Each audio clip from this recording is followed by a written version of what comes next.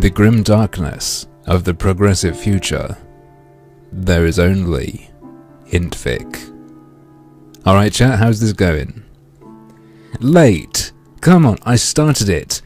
This time, I started it before 8 to make sure it'll be in time. You fucking kidding me, mate?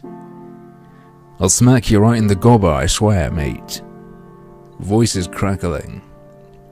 Oh dear. Swell. Nude... Did I catch your subscription last time? If not, thank you very much. Wow, genocide. Please. Anyway. It's not crackling now, okay. Is the music good level? Is everything alright? Let me know. Look. I pressed broadcast at 1 minute to 8. Right. Anyway. This is Depression Quest. Someone asked me to play it, then another person did. Then yet another person did. So I'm doing it. Good, it's fine. Thanks, chat. Thanks, Cobalt Cat. I'm quite happy, yes. Anyway, this starts with a quote. Its emotional character is probably mostly indescribable, except as a sort of double bind, in which any/all of the alternatives we associate with human agency, sitting or standing, doing or resting, speaking or keeping silent, living or dying, are not just unpleasant, but literally horrible. Thank you, patriarchy, for all of my privileges. I'm trying to pay it back with this punishment, with this self-flagellation. Anyway, Patriarchy says, welcome to the Patriarchy Hotline. None of our agents are currently available. Please leave your name and penis size after the beep, and we will get back to you. The harmful opinions, 4 inches ... across. Oh fuck, you fucker! I didn't pay attention. You son of a bitch. Alright, anyway. David Foster Wallace. I don't know who that is. Should I know? I'm depressed too. This music is giving me a headache. Do you have any idea how fucking loud this is in my ear? Anyway. It's literally horrible, as it says in the quote. Anyway. Depression Quest is a game that deals with living with depression in a very literal way. We're fucked. It literally gives you depression. Clinical depression. It also says it's a game, so it must be. This game is not meant to be a fun or light-hearted experience. If you are currently suffering from the illness and are easily triggered... I haven't read this before.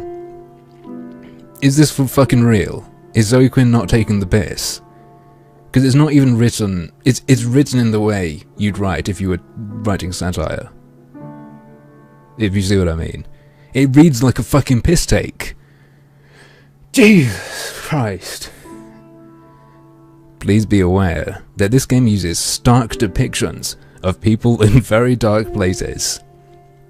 I know some of you can't afford your electricity bill and the lights go off, so I wouldn't want it to remind you of that. If you are suicidal, please stop playing this game, and avoid looking at any photographs of the developer, and visit the Suicide Prevention Hotline to talk to someone. Oh right. Maybe we could go visit a shrink after this, and I'll use Periscope to live stream it. See if I get better afterwards. The goal of this game is twofold. Firstly, we want to illustrate as clearly as possible what depression is like. Are you a doctor? Are you a psychologist? Are you... so that it may be better understood by people without depression. Did you crowdsource from loads of people diagnosed with depression to get an accurate depiction? Should you be educating anyone? Should this not just be an artistic expression? It's presenting it to me as if it's educational, and I don't like that. Hopefully this can be something to spread awareness and fight against the social stigma and misunderstandings that depression sufferers face. I think the writing in this makes people just hate depressed people. Secondly, so their second goal, our hope is that in presenting as real a simulation of depression as fucking fuck. This annoys me more than I thought it would, because I thought it would just be bad writing. I didn't realize there'd be a page of introduction. Right? They're making it seem educational and then claiming accuracy and yada yada yada blah blah blah. Don't like it. Other sufferers will come to know that they aren't alone, and hopefully derive some measure of comfort from that. No, what you're going to get instead is a bunch of Tumblrinas reading this and thinking, yeah, I felt like that one time. I've got clinical depression. Do you like that, Red Coast? Right. I don't think this game's going to comfort anyone. This music is fucking my head.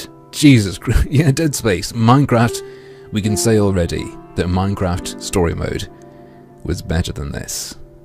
Cinnamon Chimera, that's a really good point.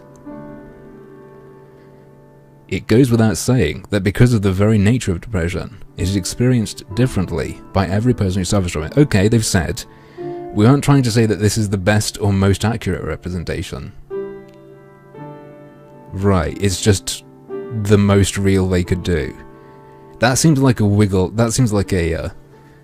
room for being able to say something and then back out immediately.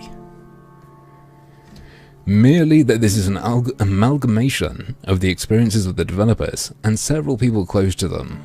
They've sort of done one of the things I suggested, so that's alright. Many of the following encounters deal with issues such as therapy, medication, handling a love life, Grayson Simulator, and reaching out to support networks. In reality, less than half of depression sufferers actually seek treatment, for reasons such as lack of money, perceived personal failing, or public stigma. Don't make fun of her, she is a thrashicist, nice friend. Right, these things were included in order to touch upon as broad a range as possible, since all these elements can be very important to sufferers of depression, though they will likely not be the experiences of most sufferers. So, okay. So how is that useful? Right. That seems reasonable, but they just said, like, we're trying to get it as real as possible. We want you to recognize that this is your experience and get the most out of it, and then immediately fucking afterwards they say, no, this isn't meant to be accurate, and you're not going to see yourself reflected in this. They've fucking done both. Piece of shit. It's important to recognize that not everyone with depression is so lucky. Many people with the illness don't have a lot of the luxuries that we have in this game. I know what they're saying, but the phrasing... We've written it this way, so that we can focus specifically on the illness, which becomes more and more difficult to deal with as the person who has it is less and less well off. Well, everything becomes more difficult as you become less and less well off. This game uses audio as part of the play experience. Cutting fucking edge inclusion. If this game if this story was sold in a physical copy, like as a physical copy in a box, on the back it would say, utilizes sound. We encourage you to play with your sound on. I'm honestly feeling a bit depressed already. By the way, check this fucking shit out. I'm using a controller. Pro depression. We're gonna get depression so much more masterfully than if we'd been using a keyboard and mouse. Right. Yes, Olives. Crawling in my skin. These are words, they will not heal. Anyway, let's begin. Just violently jizzing at the sun. What is that meant to be? Pointing device. Did I say pointing device? I'm sorry. It is early on a Monday morning. You are a mid-20s human being. Stop, Zoe. Stop making it seem sterile so you can say everything is cold when you have depression. You think of other people, it just acts from meat. You are not a person, but a human being. You have a significant other named Alex, who you are rather fond of. You'll feel bad when you cuck him. Oldman! Thank you. Oldman writes, Anita squad inbound. The harassers have descended. I think Anita sent them. Anyway. That you have been seeing exclusively for the past few months. The rest of your social circle consists of a variety of friends and acquaintances, some of whom you met at your day job, some of them are games journalists, which is a little boring, but pays the rent, gets your games seen. You'd like to be doing more with your life, as would your parents, but you're still in the process of figuring out what that means, and how to go about it. Stewie owned, yeah. My. You are also dealing with motivation issues. You're also lazy. That sometimes makes dealing with these things difficult.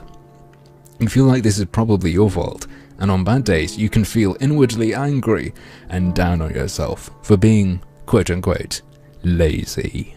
But you're not quite sure how you can break out of it, or how other people deal with these feelings, and seem so very functional. You spend a lot of nights fixating on thinking about this, but never seem to do anything about it, other than lose sleep. I'll tell you what makes you lose sleep. Restless legs. It ignores... Look, I got the, you know my Twitch scrat chat on screen? I got the bell hooks edition, so no capitalization, shitlords. I want people to focus on what you've written. It's an unseasonably... I almost read unreasonably. It's an unseasonably warm Wednesday evening. You've spent the last several hours at work. The past week or so, you found your job motivation flagging more so than usual. You've been in a fog practically all day today. The leveling system, it goes down from 10. When you hit 0, you get the noose. Noose? Noose. Nuisance. Suicide. What a nuisance. Simply going through the motions without realizing even what you've been doing half the time, and yet time seems to be moving at half speed. You're so checked out that when your boss approaches you to tell you that it's dead. What? And you can go home early. It barely registers. Is that a phrase, or... Your boss approaches to tell you that it's dead? What the fuck does that mean? Is it because I'm married? Is increasing. Old man! Thank you again. Old man writes. Other people deal with it by just play video games, or drink alcohol and beat their wives. But feminists have ruined both. Hashtag thanks feminism. Oh my god, we can't order food. Right, okay. As you walk home, the streets hiss from the recent rainfall. You know that your significant other will be in classes until late, another couple hours at least. You briefly consider using this serendipitous solitude to catch up on that project that you've been working on haphazardly for the past few months. Yes, Wolfie, it is. As soon as you think about the work that awaits you at home, you can feel the panic creeping in from the back of your brain, unbidden. Housework. Is this patriarchy creeping up on me? All you can think about is how incredibly far behind you are, and the amount of work seems nothing less than insurmountable. By the time you arrive home and change out of your uncomfortable work clothes, the stress is weighing down on you like a heavy, wet wool blanket. Your computer seems to be staring you down from your desk. Did So did their development cycle was make loads of fucking similes fucking everywhere. No matter what you're doing, it's like something else. That is just the rule. You want to sit down and work, but the mere thought of trying to work sends your stress levels flying. More than anything, you feel suddenly and absolutely exhausted, and feel a strong desire to simply hide in bed. It sounds like CFS or ME. Right. We're depressed. Interaction is exhausting, and you are becoming more and more withdrawn. You are not currently seeing a therapist. You are not currently taking medication for depression. Right. We can order some food. We're too depressed to eat. We might lose some weight. Depression is really good for that. Sit down at the desk, try to make ourselves do something, turn on the TV. Telling ourselves that we just need a quick half hour to unwind from work. Crawl into bed. Crawling in my bed. I'm sorry for that. That sounded like something being strangled. This depression will not heal. Increasing. Anita, thank you. Thank you so much. Are you sure you should be giving me this? Shouldn't this be going toward your videos? Anyway, Anita says, die, shitlord. Although perhaps that is meant to be German for the shitlord. Thank you. I think we've got to crawl into bed.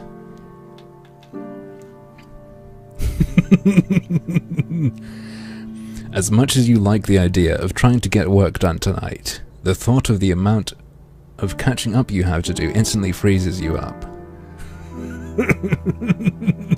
Yeah, I'm fine. I was just being strangled by a hipster. What a... People who like Linkin Park would be like, what? Skater kids? I don't know. What was it when it was popular? The longer you stare at your computer, the higher your stress levels rise, until you're on the verge of a full-blown panic attack. Some shitlord on Twitter wrote, "You suck. You're a liar. And now the UN won't help you. They screwed up that report."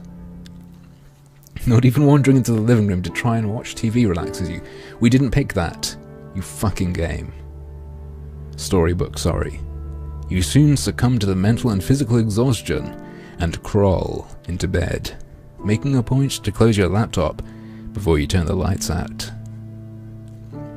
You lay in bed for some time feeling disappointed in your own inability to be productive before finally passing out.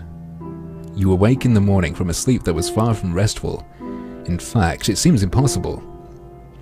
But it's as though you're more tired than you were when you fell asleep last night. As you pick up your phone to shut your alarm off, you see a handful of text messages from Alex that you apparently missed last night. Adevs, yeah. Self-diagnosed depression quest. How dare you say I suck? I will not tolerate this harassment. Alright. 2 missed calls. Text message. Hey. Tried calling when I got out of class, but I guess you're sleeping. Text message. Anyway, I hope you had a good day at work, and I hope you were able to get some stuff done when you get home. I'll talk to you tomorrow. I'm out of class early. Text message. Good night, babe. I love you. There was almost Cartman-esque. Right, ready to go. Oh shit, we're very depressed. Our condition has changed. Maybe we got bit by an emo on the way home, and it's just spreading, getting worse. You are very depressed. You spend a large amount of time sleeping, hating yourself, and have very little energy or motivation. I really understand depression now.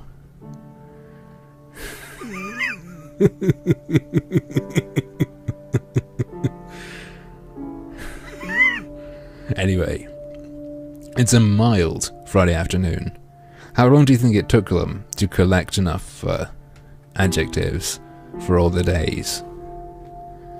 Alex calls you from one of her classes, telling you that there's going to be a really awesome birthday party tonight at her apartment that one of her roommates is throwing. You've hung out with this roommate a few times with Alex, and you get along well enough, but aren't particularly close.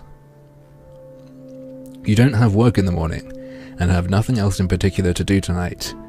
You are feeling kind of run down, but you've been fatigued most of the time lately. I like how fucking subtle this is. It's not like it's trying to hammer a description into my skull with a hammer. Hammer with a hammer, yeah, of course, but you get what I'm meaning. It's like... Fuck me. Like, if this was released as a Goosebumps-style choose-your-own-adventure book, and working exactly the same, it's just you had to do it yourself, no one will pay any fucking attention. It's straight up just because it's digital, it's because they use the word game. It's advertised. It's like an advertising trick. I'm just fucking glad it's free. You mentioned that you're feeling ill because you're not sure how else to explain those feelings to someone else. And say that you aren't sure that you can make it tonight. There's a second of silence over your phone, but you can swear you can hear the sound of your partner's face fall. She tries to convince you anyway. You haven't seen her this week, and she sounds pretty insistent that you come over. She even drops a few suggestively worded hints that you can stay over with them tonight after the party. Are you ready? Where's the verb? Where are they? Where's the verb? I'm still very depressed. Fuck off. We're just gonna beat the shit out of this depression. Agree to go. Chat, you don't get to decide today, by the way. Oh god, there's the music and the depression as well. The music, the piano music, is your omnipresent depression. Even when you hear other music, the depression cranks away in your brain. You agree to go, even though you're really not feeling social. You know it's important to Alex, and you'd really like to see her. Seeing her does make you feel better sometimes, and you hope that this is the case tonight, even if it does mean dealing with all the usual social anxiety. I'm not oppressing you. Look, we're gonna try to get laid. Everyone knows that depression isn't real, and all you have to do is have lesbian sex, and then you're fine. The time to leave rolls around, and you grab your overnight bag. Alex's apartment is a short walk away, and there are already people hanging out on the porch. You feel your chest tighten as you approach the building, and try to steal your nerves. Wow, what a fucking thief. You quickly find your partner, chatting away with the birthday girl, and Alex immediately lightens up when she sees that ass. I'm so happy you came. I've always wanted a child. A young man taps her on the shoulder, and she turns back to you to apologize and let you know they have to do something for the party. Alex hands you a beer and plants a kiss on your cheek before going off to deal with whatever came up. As you look around, you don't see anyone else you recognize. Oh, I hate it when I'm not able to enthusiastically socialize. Don't you just hate that? It's like moving your hand, but you just can't do it. It's one movement. Awkwardly stand in the same spot, unsure what else to do. Put your bag in your Alex's room, and avoid the crowd in there for a while. That is treating a woman as a possession. Yes. Don't you feel depressed? It tells you you're depressed. Listen to the video game. Look, just like video games can make you want to kill by saying, kill. Like, wasn't there that Call of Duty game that said, kill your family, kill yourself, kill your... That was Call of Duty, right? And then people did it. So this says you're depressed. You're gonna feel depressed. Cling to the back wall. Snipe your girlfriend. And wait for your girlfriend to proceed to drink in earnest, hoping it makes you less uncomfortable. I feel like that's a bad choice, so we're gonna go with a bad choice. Oh, is that fucking Pabst Blue Ribbon? That's like American piss beer, isn't it? Oh.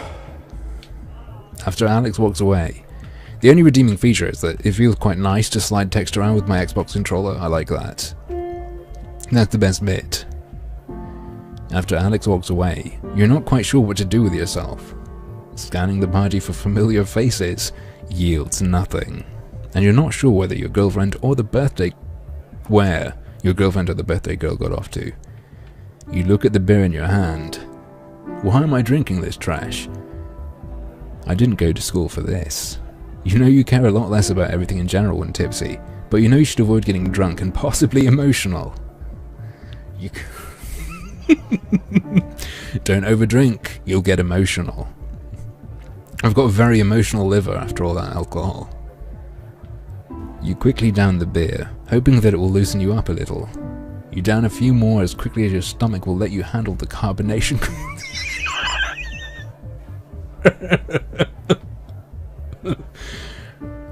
Was this written by like an 8-year-old? Drinking beer is hard, because the bubbles hurt. And wait for it to take effect.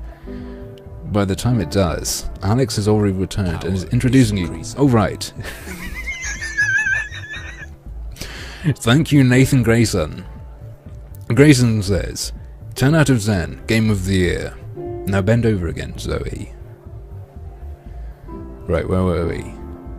However, all that drinking accomplished was making you even more tired and unfocused, and you stick to your girlfriend for the rest of the night. That sounds good. That sounds fine. Staying fairly quiet in group conversations. Later that night, as the two of you are both tipsy and dozing off, Alex cuddles up to you and lightly slurs. Bitch. Bitch. Wop. Dago. See, slurs. I'm really glad you turned up tonight. To be honest, I really didn't think you'd show. It's really cool you did. Really. You know she meant it lovingly, but you're not quite sure about how you feel about that statement. Do you finish the undrank beer? No, you must not sip the undrank drink. That, fucking Christ.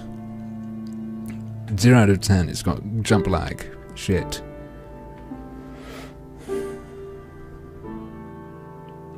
Yeah, Delta XEO. It'd be very nice if the empty parentheses could save us. It's a little after noon, on a muggy Saturday. They did. They fucking did. They collected loads and loads of adjectives, and just decided, let's get another one for each day. I fucking know it. Your mother has come over for a surprise visit. After you were done fisting your girlfriend, you turned around.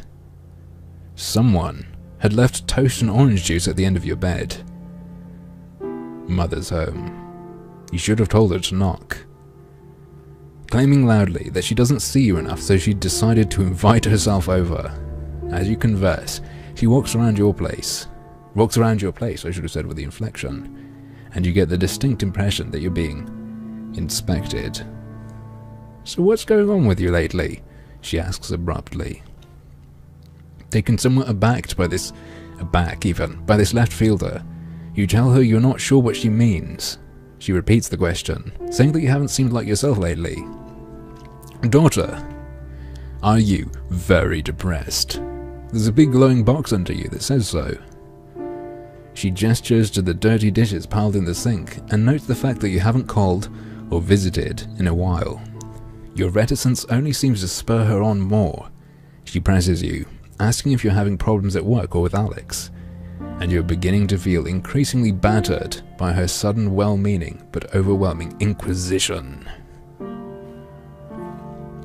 Under her questions, you become increasingly uncomfortable. You want to be able to explain to her how you've been feeling, but the truth is you're not really sure yourself. Nothing horrific has happened at work or with your significant other or friends or anything like that. But all the same, you can't deny that lately you've just felt drained, as though you're not really here. Oh my god. We're so depressed that there are even 2 less options. This is done so fucking heavy-handedly. I had no idea it was going to be this dreadful. I thought it was going to be like, you go along and then it's like suddenly says, you're depressed, and now you have less options, but it's right from the start. What a load of ass. God damn it. You wish you could tell your mother these things, but she hasn't been approachable about negative emotions in the past. Don't you hate it when people aren't approachable about negative emotions previously?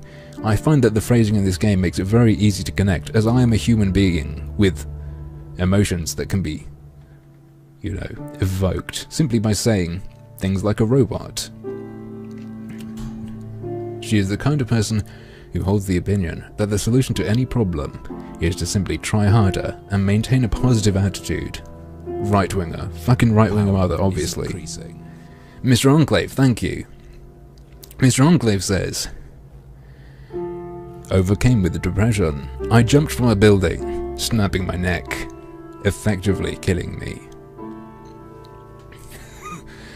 But does that mean, in effect, it killed me? Or it killed me well? We still didn't answer that for a bad end. Get the cat off the piano! It is a bit like that. It's a very depressed cat.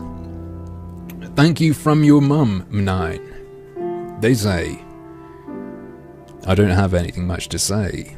I just wanted the sweet, sexual release that comes from virtue signaling. I'm sorry to tell you, but donating to me is going to get you seen as a monster. It's iniquity iniquity signaling. I'm sorry, friend, but thank you very much anyway. I hope you're pleased. Right. A stance that has reared its head in past conversations when you've begun to explore the subject with her. You know she's unlikely to be understanding, and you feel the energy drain out of you when you imagine what would happen if you managed to blurt out everything you are feeling. What do you do? Tell her that everything's fine, and thank her for asking, or change the subject. Always lie to your mother, chat. Especially, look, if you're a kid, just lie. Steal your mother's shit and lie. I'm okay, Mom, really. Thanks for worrying about me. Who says that? If that links to a Patreon, it's not mine. Just, if I said that, it would be passive aggressively. I'd be like, thanks for asking or something, or, you know. Or, thanks for being, I don't know. Seems weird. Thanks for worrying about me. It just doesn't seem right.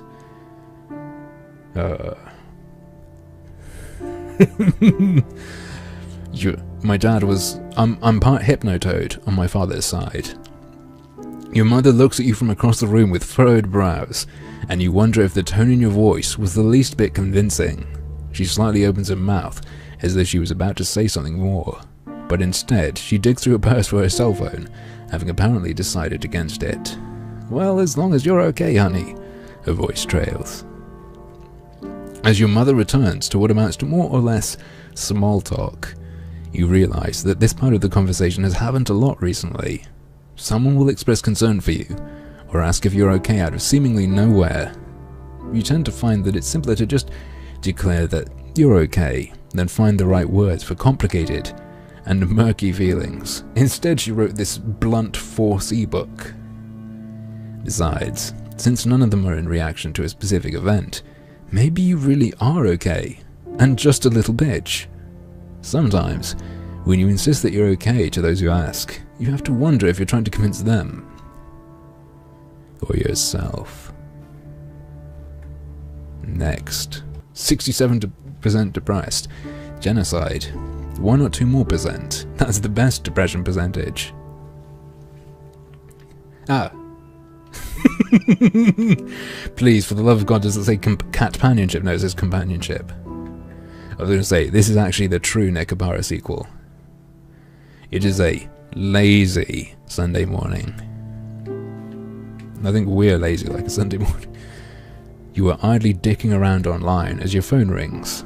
Sam, a co-worker of yours that you're friendly with, asks how you are and makes hurried small talk with you. You typically only ever talk to him on the phone when one of you needs a shift covered, so it's slightly awkward. You're waiting in anticipation for him to ask you to come in on short notice when he veers the conversation in a completely different direction. How do you feel about cat girls? He asks. Mine had kittens a few weeks ago, and I'm having an awfully hard time finding a home for the last one of the litter. You don't have any pets, right? It takes you a moment to process this new information, and you're caught off guard as he begins to earnestly try to sell you on the idea of taking the last kitten off his hands. It's not something that you had specifically considered before. and he seems fairly insistent. She's a real sweetheart. Really loves people.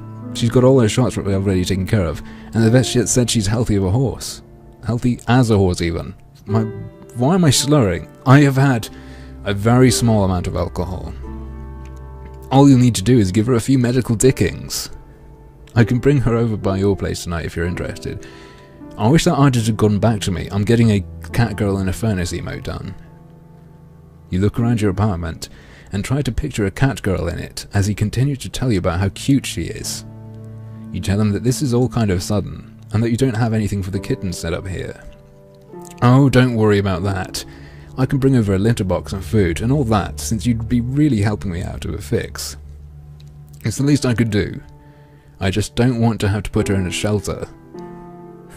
They put cat girls down after 1 week, in Manhattan at least. You can't help but feel like you're being guilt-tripped, but you decide to give it some serious consideration. It does get awfully lonely around your apartment, and it might feel less empty with a cat girl around.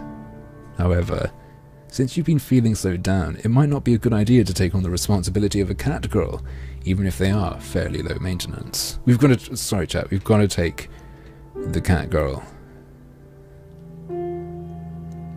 We've got a cat girl now. Enjoy. No, you're quoting me on that, but I'm deadly serious. I'm getting that done. Well, here is the racial diversity found in the cat. Woo, lad. I'm trying to press P, but it's not doing anything. You accept the into the oven. If we get really depressed, do you think we end up putting it in the oven? Anyway. You accept the offer of the kitten and hang up shortly after making arrangements for when your co-worker can drop her off tonight. After hanging up, you worry about if you've suddenly taken on a responsibility that you can't handle, and hope you don't make a small animal suffer for it. Don't worry, the oven will be quick. You're not entirely sure what to expect, and you spend the rest of the afternoon researching cat care online and trying to think of a meme. The evening rolls around and you hear a knock at your door, startling you out of reading Wikipedia entirely too hard. Fuck off! Fucking just end this. I'm having a drink.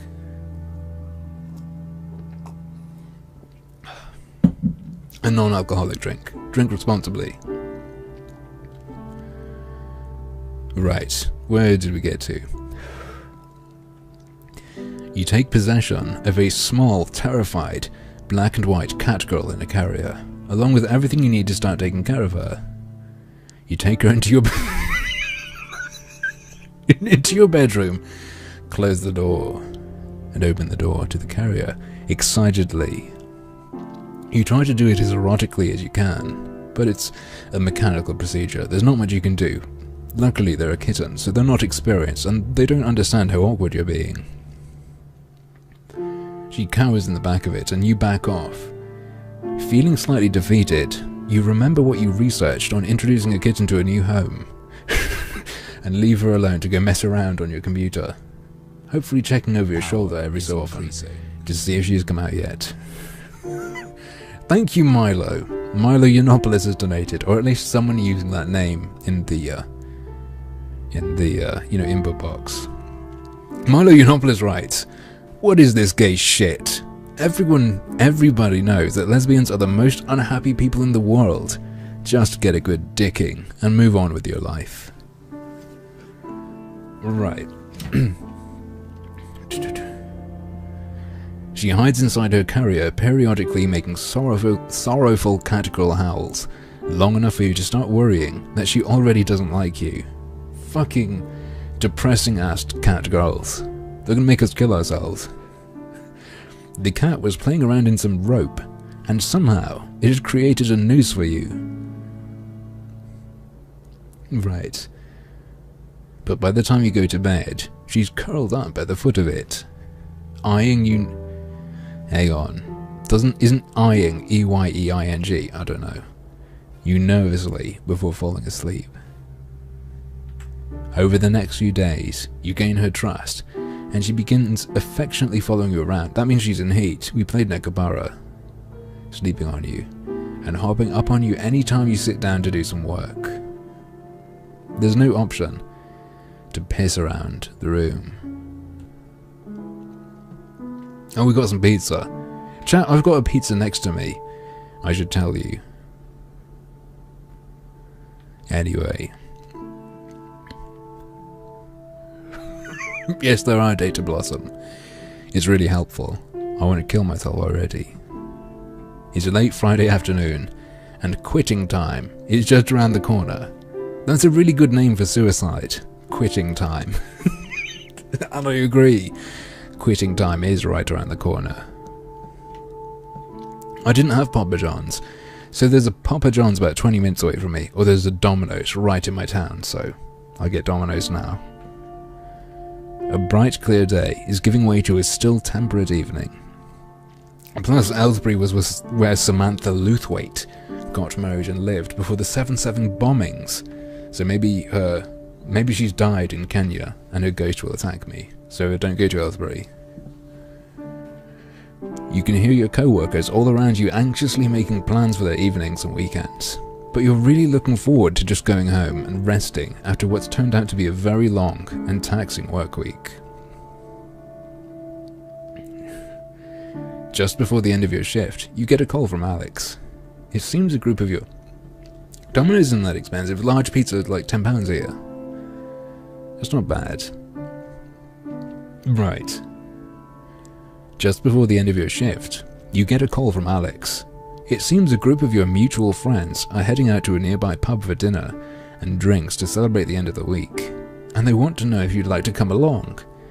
You tentatively tell her that you're emotionally exhausted from the work week. Emotionally exhausted? Look, I've been clinically depressed. I still would never ever say, I am emotionally exhausted. What does that fucking mean? Like, you're tired? Right. Large pizza's like 18 in your town. How much does it cost if you go to pick it up? It's 18 if you have it delivered, plus delivery here. But if you pick it up here, it's tenner. It's good. Right. And a social outing like that would just take too much time out of you today. No, too much out of you today.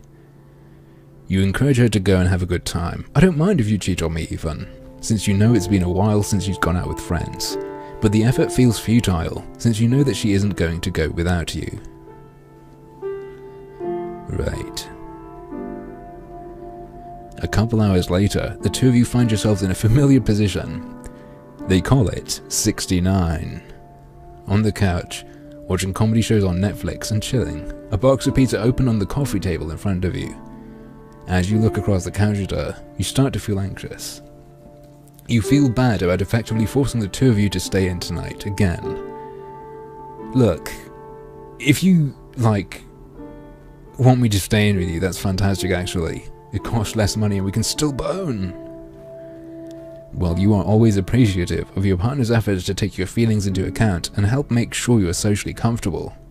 You sincerely worry that you are holding her back from enjoying a more fulfilling relationship. This person isn't depressed. They just really want to get cucked. Well, she does seem to enjoy spending time with you, as the two of you sit in comfortable, almost contented silence watching old shows you've each seen 2 or 3 times before. Your ever-increasing fear that your relationship is becoming one-sided weighs more and more heavily on you. You feel more than ever like a burden or a ward to her, and it's virtually impossible for you to see what value you could possibly offer to her in return. Worst of all, this nagging fear has made you feel more self-conscious than ever, withdrawing ever inwards, and you've started to pull away even from Alex herself. Cuckpression, yeah. Depressed cook. We're still very depressed. So we're not allowed to say, you know, despite the bad times, your girlfriend sincerely loves you. Relationships are a two-way street, and you resolve to always be there for her like she has been for you. Did she find that on Instagram or some shit? Being shared around. I want to put that in my game. We cannot tell Alex how important she is to us and enjoy our evening. Instead, we may only ask her if she's happy with our relationship. Or don't say anything. We're going to ask her, right, so we're going to try to gold today. Cat in the oven. Get cucked. Get lesbo cucked. Netflix. That's an ad. As was the Papa John's thing. Maybe we've uncovered the true problem. That's why this story was spread. It was Netflix and Papa John's all along. You look over at Alex, who hasn't noticed you watching her yet, and you try to pass the expression on her face. You worry that it's one of sheer boredom and bare tolerance. You wonder if she's thinking about all the fun things she could have been doing tonight if she wasn't trapped on this couch with you, ordering from one of the same 3 takeout places that you always order from. A sense of disappointing her creeps over you as you picture what the night could have been if you had just accepted the invitation she had made earlier. Yeah, spooky alien. Sounds likely. I know this is a pretty boring Friday night for you. Are you really happy being with me? Being like this? She turns to look at you, forehead wrinkled. Why'd you ask me that so often? You feel her body stiffen and pull away from yours just a little. Well, I mean, you start, but are unable to try and think of how to answer. Her body is clearly ready, and perhaps blue ribbon, indeed. Her body is ready, but yours is not. You're not nearly stiff enough.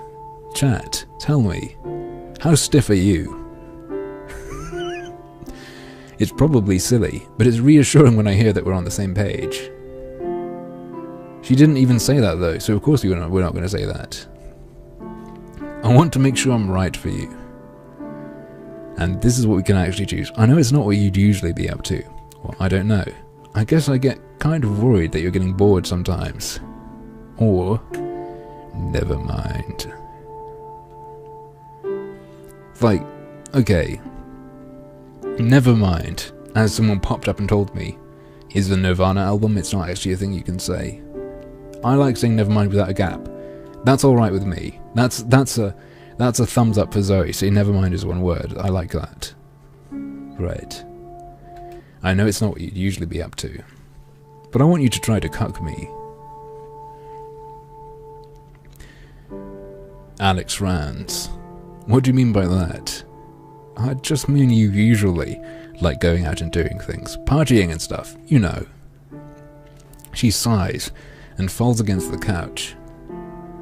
It's not like I want to do those things all the time. I like nights in too, just like everyone else. She turns to you, frustration wearing on her face. Sometimes I swear it feels like you don't know me at all. It's not that. I just... Hang on. There was a speck on my screen that made it look like there was a punctuation. She actually said, "It's not that I just..." Your voice trails off, and you notice that she has an exasperated look on her face that you have seen once or twice when you have conversations like this. Conversations where you're poorly expressing your own self-doubt and insecurities, seeking reassurance, but really feeling like you're making things worse. She sighs again, this time louder, turning towards the flickering screen. I like spending time with you, okay? If I didn't, I wouldn't be here. The annoyed tone in her voice makes you think otherwise, but you take it as a sign that you should probably drop it for now, and you feel badly for upsetting things. Mate, look. You can't just go calling your girlfriend a thing. I bothered my girlfriend. It upsets me because I don't like bothering things. It is a breezy Sunday afternoon. They're running out of adjectives. Ooh, we're at a coffee shop, and can you hear the realistic noises? Brilliant. Absolutely amazing. It's like I'm really being ripped off for some brown water. You've allowed Amanda, an old friend from school that is in town for the weekend, to talk you into leaving the house for coffee and catch up. We know how that shit goes. Is she an ex? I bet. You meet her in a small cafe and talk about what you've been up to since you've last seen each other. And you can't help but feel like they are a lot more accomplished and interesting than you are while listening to them talk about their life after school. We've solved it, chat. The reason games journalists like this is because it connects with them. The reason they feel like everyone around them is more successful is because they are, and it means they can connect with this. When it's your turn to brief them on your activities, you feel anxious and ashamed and give a very abbreviated version. You try to talk about your job as little as possible, and you feel incredibly boring while you describe it, despite her expressing sincere interest in you and your life. Amanda has known you long enough to read your mood and tone of voice. She leans into ask a question. I presume it meant to say she leans in to ask a question while gently touching your hand. A look of genuine concern on her face. What's wrong? Do you? Suggest a change of location and confide in her honestly. Nope, we can't do that. Test the waters and open up a little, hoping she'll understand. Can't do that. Oh, shit, chat. It's changed. We are now deeply depressed. Even activities we used to enjoy hold little or no interest for us. We exist in a near constant state of lethargy. What's actually changed? We're tired as fuck and we don't enjoy doing things. It's been the same all along. Insist that nothing is wrong and change the subject. Defensively ask what she means by that. Hey chat, do you want to decide to notice that our hands are shaking? What the fuck? Doesn't,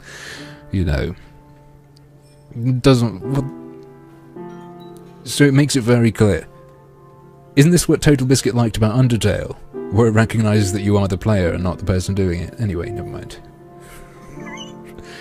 Undertale. Well, Depression Quest did it first. Okay, notice our hands are shaking. Why? How dare you? How dare you, sir? It's such a small question, but it feels like a blow to the gut. You surprise yourself when you realise that your tightly clenched fists are now beginning to shake slightly. Despite your best efforts, you feel tears begin to sting at your eyes. You try to disguise this by tilting your head up and praying that they'll suck back in. I'm just imagining a really exaggerated sort of, anime thing, where they are literally playing and there are these huge tears clawing into her face, trying to climb away, but they can't escape the suck of her tear ducts. Imagine like a blowjob, but in someone's tear ducts. Anyway, let's carry on. She suggests that you two get out of there, and you feel mortified. She offers to go back to your apartment with you, but the two of you end up talking in her car for 2 hours as the words just pour forth from you. We're gonna cheat on our girlfriend. It's guaranteed to happen. Time for a little drink.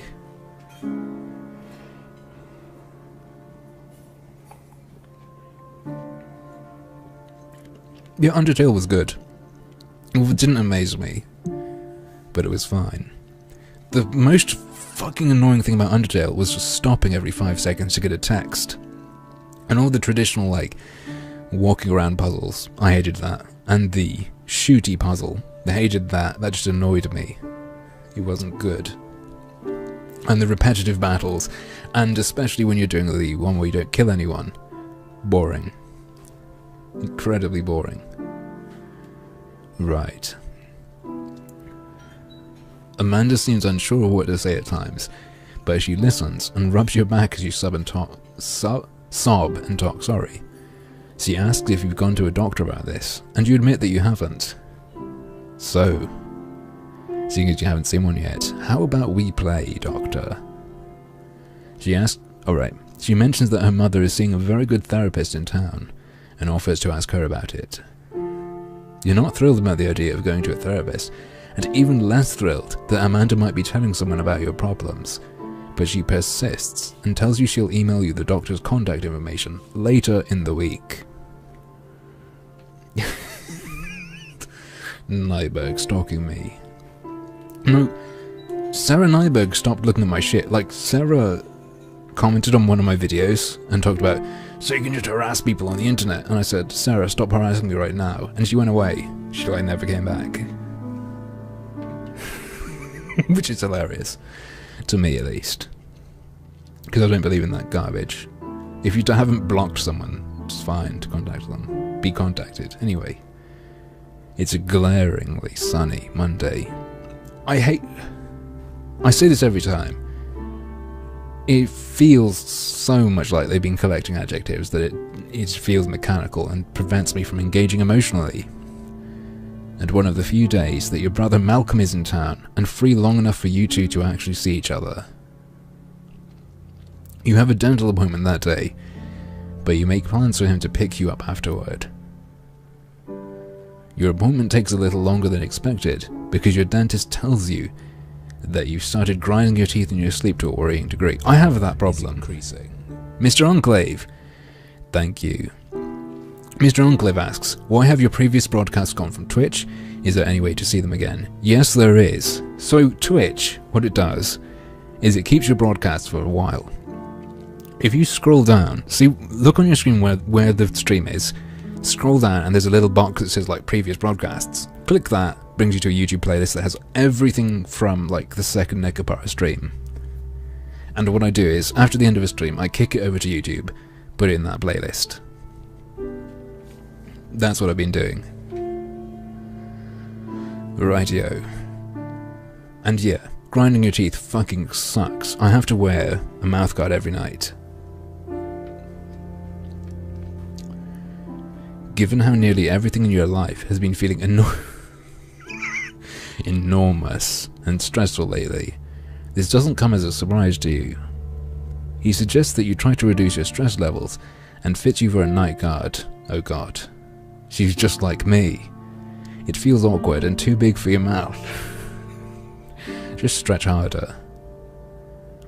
And you feel embarrassed looking at your puffed out face in the mirror with it in. You finish up the appointment in a hurry and leave about a half an hour overdue for meeting your always punctual brother in the parking lot. You finish up as quickly as possible and leave the building to scan the parking lot for your brother's car, but you don't see his old Civic anywhere. You pass by a blue Camaro and jump as it beeps at you. Fuck's sake! Like, the typos and shit are annoying. I make typos all the time, I misspeak all the time, but I'm not putting it into a creative product. But you pass by a blue Camaro and jump at it. You pass by a blue Camaro and jump as it beeps at you, causing you to jump in surprise. Wow, my jumping really surprised me, so I jumped again. It takes you a moment for to realize it, but it's Malcolm in the driver's seat. Is this fucking real? Am I playing a knockoff version of Depression Quest?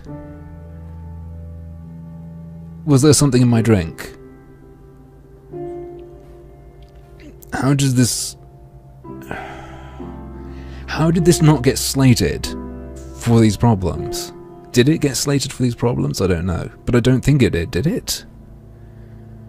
Fuck's sake. Exactly, Shrouded Insanity. The whole fucking thing is writing. It's a story. It's written. It's prose. Why? Fuck's sake. God damn it. Chat, I'm pissed.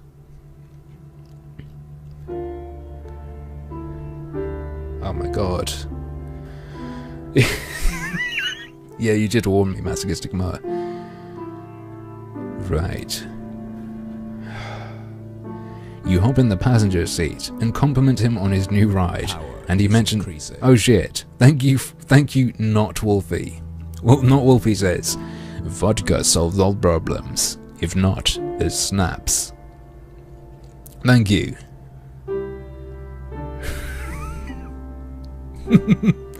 Anger Quest. No, this is now Anger Conquest. I'm doing genocide mode. Everyone who made this game will die. Speaking metaphorically, of course.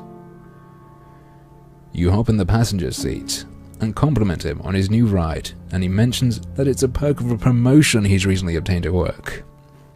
He starts telling you about how much more money he's making. Bragging prick. How his career is really taking off. And how he's starting to look at houses with his wife soon. You clutch the bag containing the night guide in your hand and feel yourself clench your teeth as you think of your... oh right, it said crummy, okay, apartment, and how long it's been since you've been able to take a day off work without having to worry about making ends meet. He's only 2 years older than you, but it feels like he's eons ahead of you in every other aspect of your lives.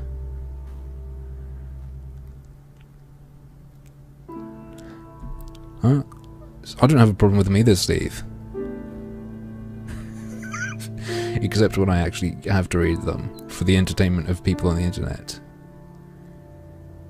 So, he asks, I actually like choose your own adventures in particular, which is what this basically is, but I don't like this one. So, he asks, how did you, like, I'll tell you what I used to fucking love as a kid. The Goosebumps choose your own adventure books. How did your appointment go? Did you get drilled?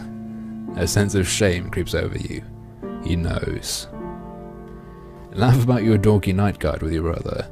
Tell him about the night guide and why you need it, or, which we have to choose, lie. Tell him it was a routine cleaning. Tell him about your tooth grinding problems, but not the stress causing it. We're gonna lie. Fucking lie. Make it more realistic. What is that? Were we in prison all along? I liked Goosebumps when I was a kid. And I liked the TV show. That fucking dog man with the evil eyes. That shit gave me nightmares.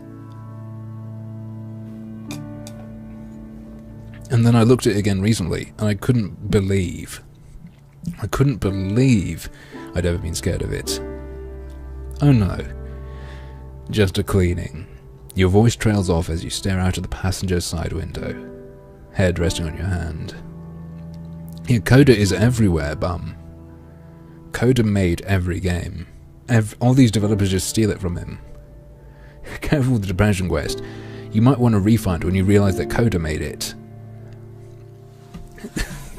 There's a brief silence, and you can feel your brother's eyes on you. He's always been a bit of a creep, but you didn't realise he'd go this far.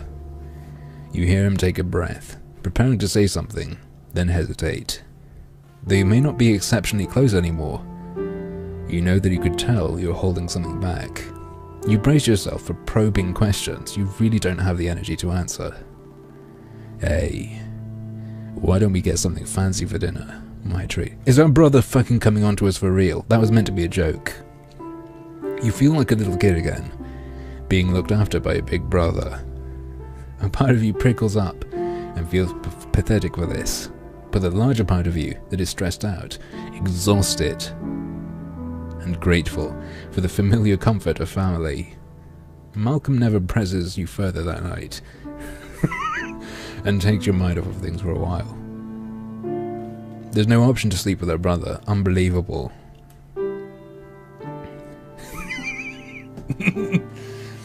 It's a dry Sunday morning, so I guess we can't get it on anyway. You grab your morning coffee and scoot your rapidly growing ass off of your office chair, and despite her protests, sit down at your desk to check your email. A new message pops up in your inbox almost as soon as you do. It's from Amanda, and you remember your meeting in the cafe, and awkwardly bringing up your feelings to her. Shouldn't be better than like it's from Amanda. You remember like a semicolon or full stop or something. It feels, I don't like having loads of ands. Subject. Hey, buddy. Body. Hey. Sorry it's been a few weeks. I meant to get this to you sooner, but it took a while for me to get a hold of my folks back home. Dad told me to say hi, by the way. P to tickle brother. No, it's P for cat girls, B for brother. Anyway, I remembered what we talked about last time I saw you, and I hope you aren't insulted, but I asked my mom for the number for her therapist. Don't worry, I didn't tell her who it was for. I think she's worried about me now, though. Ha ha. Anyway, the number is 647-723-5274.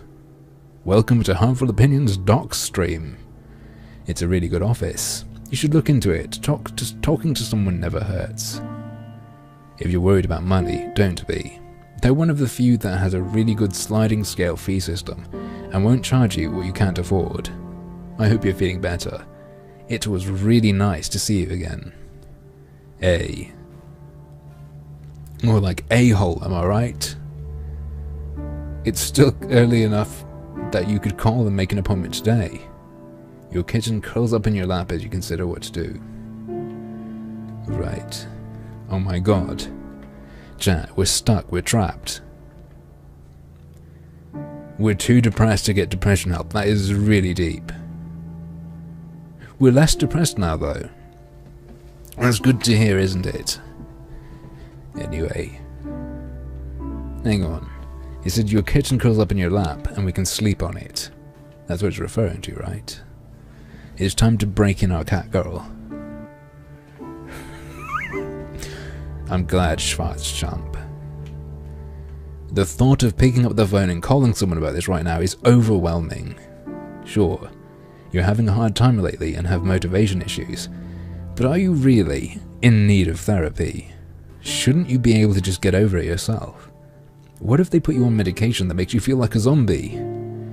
What if you go, and the therapist looks down on you? What will Alex think about this? I'm a crazy mango. Have you ever had a therapist so bad that you make a video game to dox them in? Trying to think about all of these things at once makes it feel like a very big deal, and you decide to take your time to think on it. The rest of the day passes quickly, and that night you have a hard time trying to sleep because your brain is too busy thinking about all these things, and it's hard to get any rest that night. The rest of the day, wait. Right. The next morning, you check your email again with blurry eyes, no gap between eyes and, brilliant, and a mewing kitten. Amanda's email is still there, seemingly waiting for you. You are no more decided than you were yesterday. What now? We can't just call. We have to wrestle with it for a few minutes longer. What, the idea or the kitten? We don't want to get help, do we? Fuck it. No help. We're going... Okay. 3 goals. We want our character to commit suicide. We want to put the cat in an oven. And we want to cuck our girlfriend.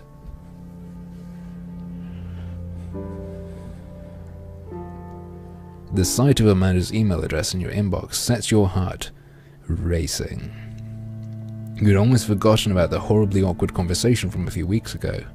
Now, upon reading through her email, memories of how ashamed and embarrassed you felt talking about your problems wash over you as if you were experiencing them anew. Overcome by the sudden vivid recollection of your emotional outburst, it's all you can do to close the email as quickly as you can and step away from the computer to try and find something else to take your mind off of it. Playing with your kitten helps. Lovely. Continue. What is that a picture of? Is that a butthole's like ultra close up of some of the wrinkles? Oh, I can hear typing. Chat, type more quietly, that's really annoying. It is early, on a Wednesday morning. Lately, you've developed a nasty habit of waking up 10 to 20 minutes before your alarm rings. And unfortunately, today is no exception. You lay in bed, each minute ticking closer and closer to wake-up time, and passing on a swelling wave of ever-encroaching dread. Is this about depression or pirates, like zombie pirates? Sooner than you would like, your alarm blares with caustic... Stop, Zoe, stop, please.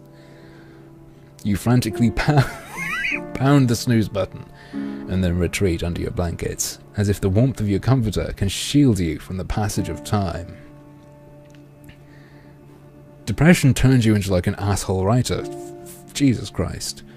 You almost always have difficulty rising from bed, but today that simple task seems nothing short of Herculean. After several snooze cycles, you decide that you just can't deal with work today. You're incapable of even rousing yourself from bed, let alone going into work and having to force yourself through a workday. Not to mention, you've snoozed so many times that it would be impossible to make it in on time now anyways. Carcinogenic Tuesday. That's what I should have called the stream. Well, we've got to call our boss and tell him we're sick. Or we're deeply depressed again. Well, we had some alcohol.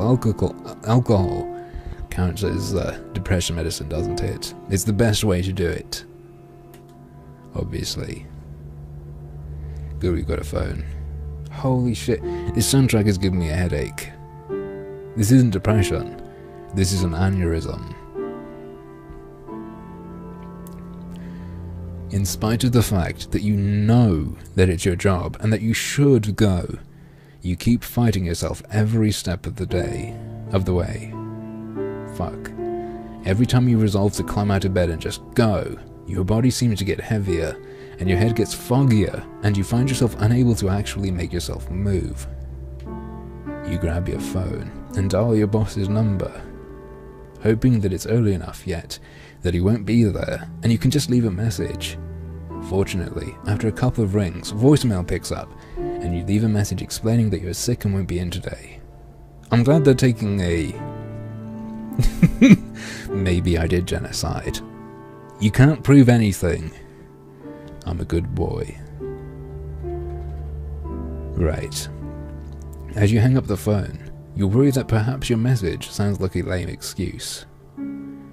You hope your boss won't call or email you to follow up with your message, but for now you're too foggy to do too much of any sort of thinking, and eventually you fall back into a sleep that is both heavy and restless, with your kitten curled up at your feet, occasionally repositioning as you toss and turn.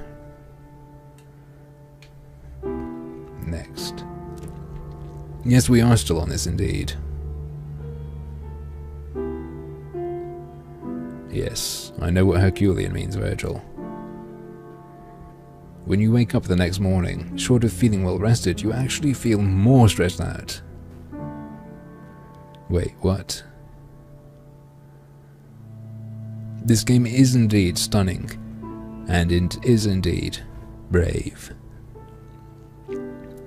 Well, it was definitely nice to get a break from work. You are now faced with a new problem you hadn't considered before. You still have to go to work today. While you aren't having the same problems physically getting out of bed you were having yesterday, the prospect of having to face your boss after missing a day of work does not seem appealing in the slightest. Look, otherwise, if you're not depressed, explaining to your boss that you dicked off for work is not worrying at all. Everyone just loves doing that. And we're deeply depressed. Being deeply depressed doesn't seem like that bad a thing, based on this. Yeah, that would be a better use of Herculean. Reading this. You worry that your absence won't be seen as believable or legitimate, that your co-workers and boss will think you were just trying to half-assedly play hooky. Or worse, you fear that someone will actually ask you what's wrong. Being caught in that instance and having to either make up a half-baked excuse or worse, that they'll see right through you and know, quickly has your mood matching the drizzly weather outside. Oh god. Thank you for foisting such, what's it fucking called? Pathetic thingamajig. Whatever. Fucking who cares? You know that you have to go into work, but your fear of being perceived as either lazy or defective is making you regret yesterday's decision to take the day off. I know chat will know what it is, and ultimately you feel worse for it. Next. Our mind is blurry and fuzzy. It's 2 AM on a Sunday, and you have work in the morning. You roll over. Yeah, shrouded in sanity. It doesn't seem that bad. You roll over to see the sickly green glow of the time displayed on your LED alarm clock and let out an exasperated sigh. You've been trying to... I'm incomprehensible. I apologize. It's called pathetic something. Anyway. You've been trying to fall asleep for over 3 hours now, to no avail. Every time your head hits the pillow, you are overcome with anxious thoughts that wrap themselves around each other. Worried about your job. Worries about your job led to... Oh no, it does say that. Sorry. Let me take a deep breath. This game is giving me dyslexia. Worries about... Oh shit. Thank you. It's a fucking secret, shitlord. It's a fucking secret, shitlord says. I have been reduced to paying you to shut up. I'm sorry. Secret dude. But I'm not gonna do that. I can make it through this. I won't... By the end of this, I won't be able to read. Right. Every time your head hits the pillow, you're overcome with anxious thoughts that wrap themselves around each other. Worries about your job lead to worries about your future, lead to worries about your very identity. Our gamer's dead, and you're unable to shake them off long enough to doze off. Your eyes won't even stay shut as your mind races through imagined scenarios going horribly wrong, which you promptly attribute to your general worthlessness. Your thoughts run too fast for you to come to a satisfying conclusion on any one of them. Your room is completely silent, but the silence has given way to a loud, static noise.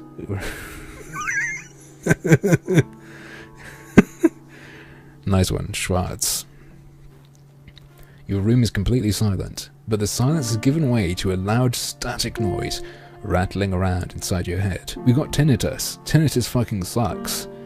Your heart beats loudly, and you worry it's beating a little too fast. You worry that if you focus too strongly on your racing heart, you'll freak yourself out hard enough that you have a heart attack. Can we do that? Is there a bad ending? And we're still just deeply depressed. It hasn't gotten worse.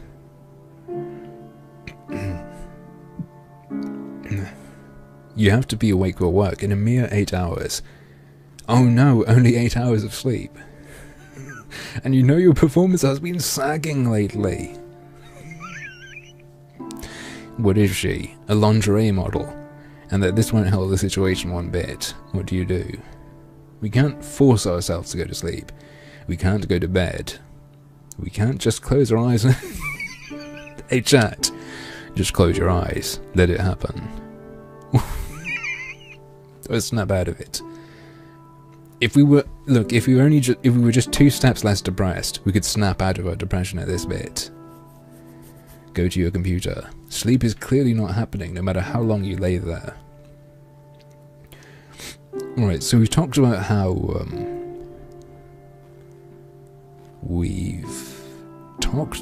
how this makes depression seem not that bad. How many people do you think played this and then thought, this reminds me slightly of me.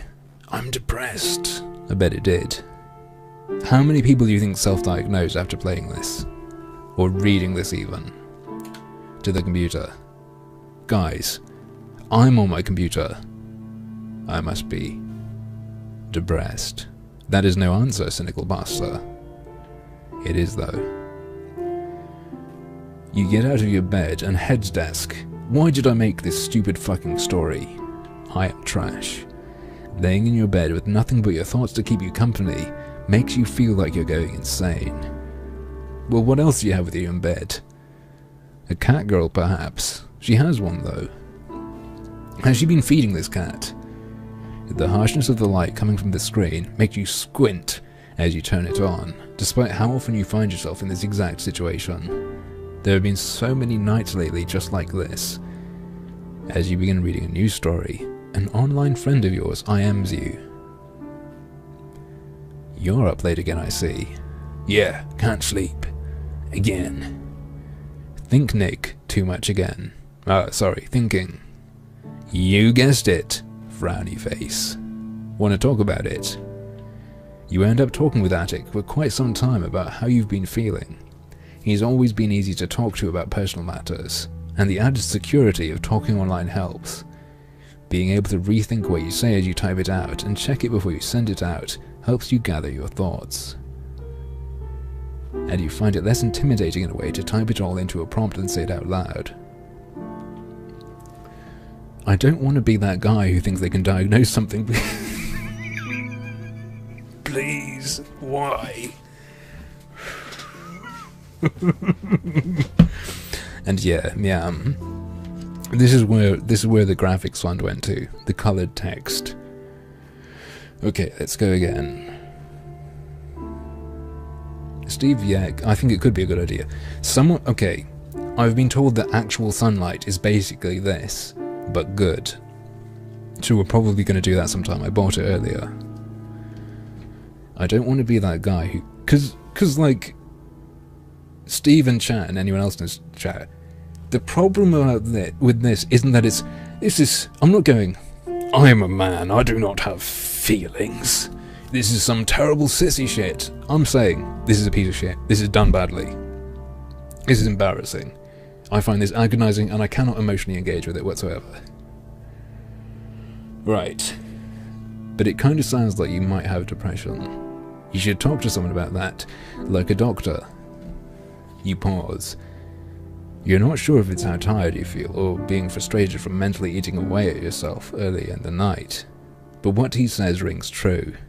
Maybe you should see a doctor about this. Increasing. Thank you, Harmful Pigeons. Harmful Pigeon says, why? If this game had never existed, it would have been better for every birdie. Right. You're not sure if it's how tired you feel, or being frustrated from mentally eating away at yourself earlier in the night, but what he says rings true. Maybe you should see a doctor about this. Look, now that we're hearing about it from a man, we'll do it. Our girlfriend, our female friend, wasn't enough. We couldn't do what she said. We can do some research and see if there's a good doctor near you. It's not like you're going back to sleep anytime soon anyway. Might as well do something while you're awake. Guys, help me. We're profoundly depressed. We are barely functional on days. You can even get out of bed at all. No, that's okay. Or it can't hurt to talk to someone, I guess. Anyway, we want to commit suicide, so we're going to say, no, that's okay. Hugs bosun. Leave. Okay. Just think about it, alright? There's nothing wrong with having depression. It's fantastic. You wouldn't be ashamed to have bronchitis or something. Or, you wouldn't be ashamed to donate AIDS-infected blood, would you? So there's no reason to be ashamed if it's your brain that's sick instead. You tell him that you appreciate his concern, and start sharing YouTube links with him instead. Check out this hot new Harmful Opinions video. You idly continue to surf around online until you fall asleep at your desk, kitten curled up on your mousepad next to you. The alarm sounds at 8 AM, and you awake in a haze of confusion before remembering how you ended up at your desk, and you drag yourself to your shower, grumpily. It's not about creating an entertaining game. It's not! It's about creating a home here. It's not... It's utterly unengaging. How long ago was this made? Like a decade? How long? How old was the creator of this? If they were 14, I can forgive them. Right. What is that? That's some Lovecraftian doorknob. It's a chilly Thursday night, and you've just gotten off work. This has felt like one of the longest days you've faced in recent memory. Even though nothing exceptional had happened, a ton of minor things kept going wrong, and co-workers had tried your patience throughout the door. How long ago did I start? Like an hour and a half ago. Wow, Pesticus, the shitty chat. The chat's fantastic. I have to tell you, chat, you do a great job. People on the recordings of these have been saying chat is good. Right. You considered leaving work early, but you've already had enough absences lately on the days you feel too crushed by the job to get out of bed and didn't want to risk it. You're lost in thought on the commute home, and your feelings of frustration, both with your life and the world around you, build as you run into minor annoyances, like someone bumping into you really hard as they walk by. Microaggressions. Nice one. Masochistic myrrh. I must sound really proper Microsoft Sam there. I just realized my phrasing was fucked. Anyway. Right. By the time you get home, you're exhausted, and in a moment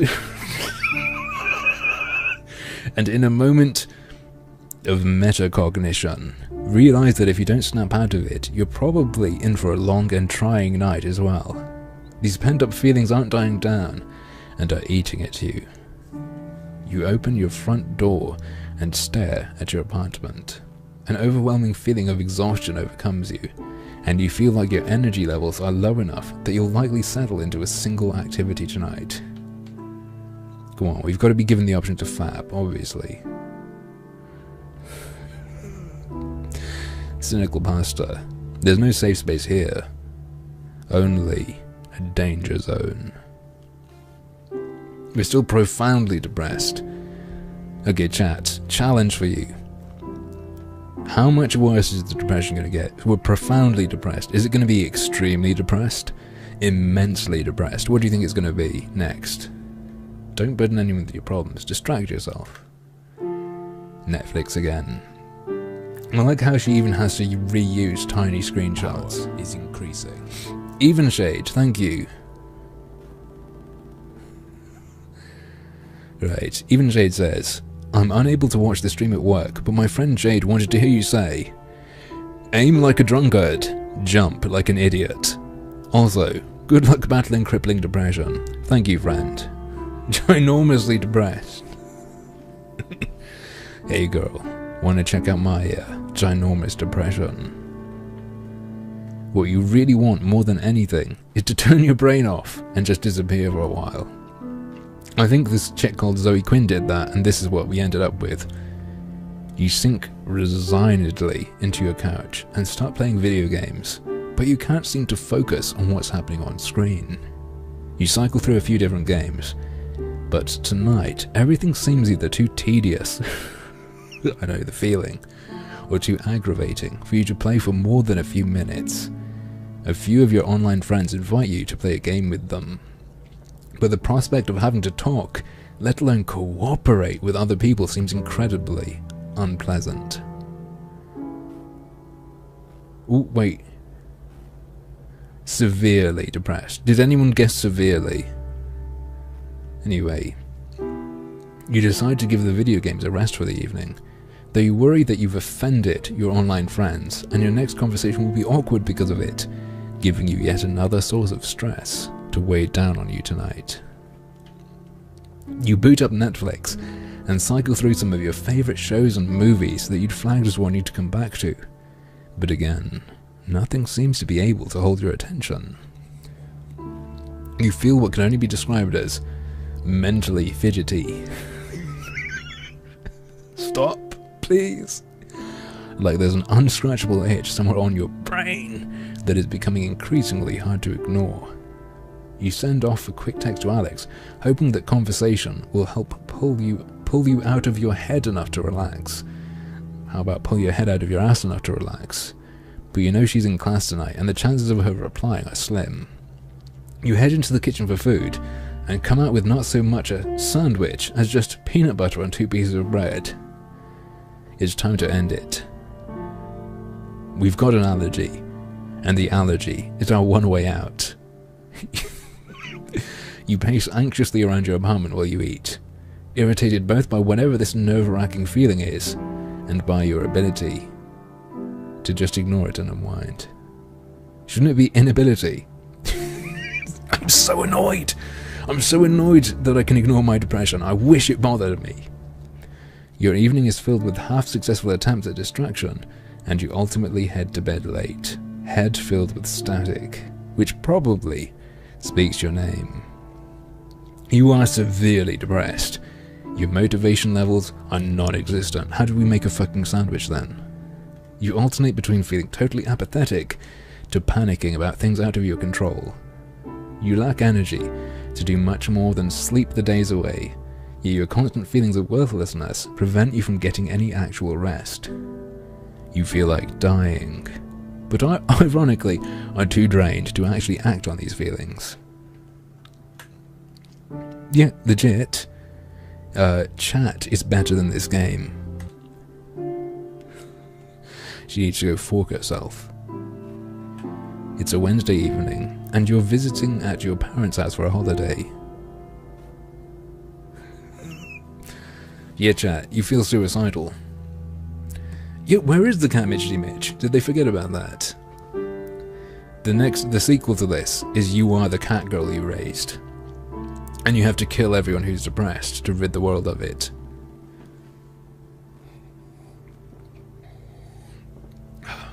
A nice drink. It's one of the handful of times during the year you drive out to visit your old hometown, and you've seen random people you had gone to school with around town. Whenever bumping into them, the usual short versions of what you've done since graduating are exchanged.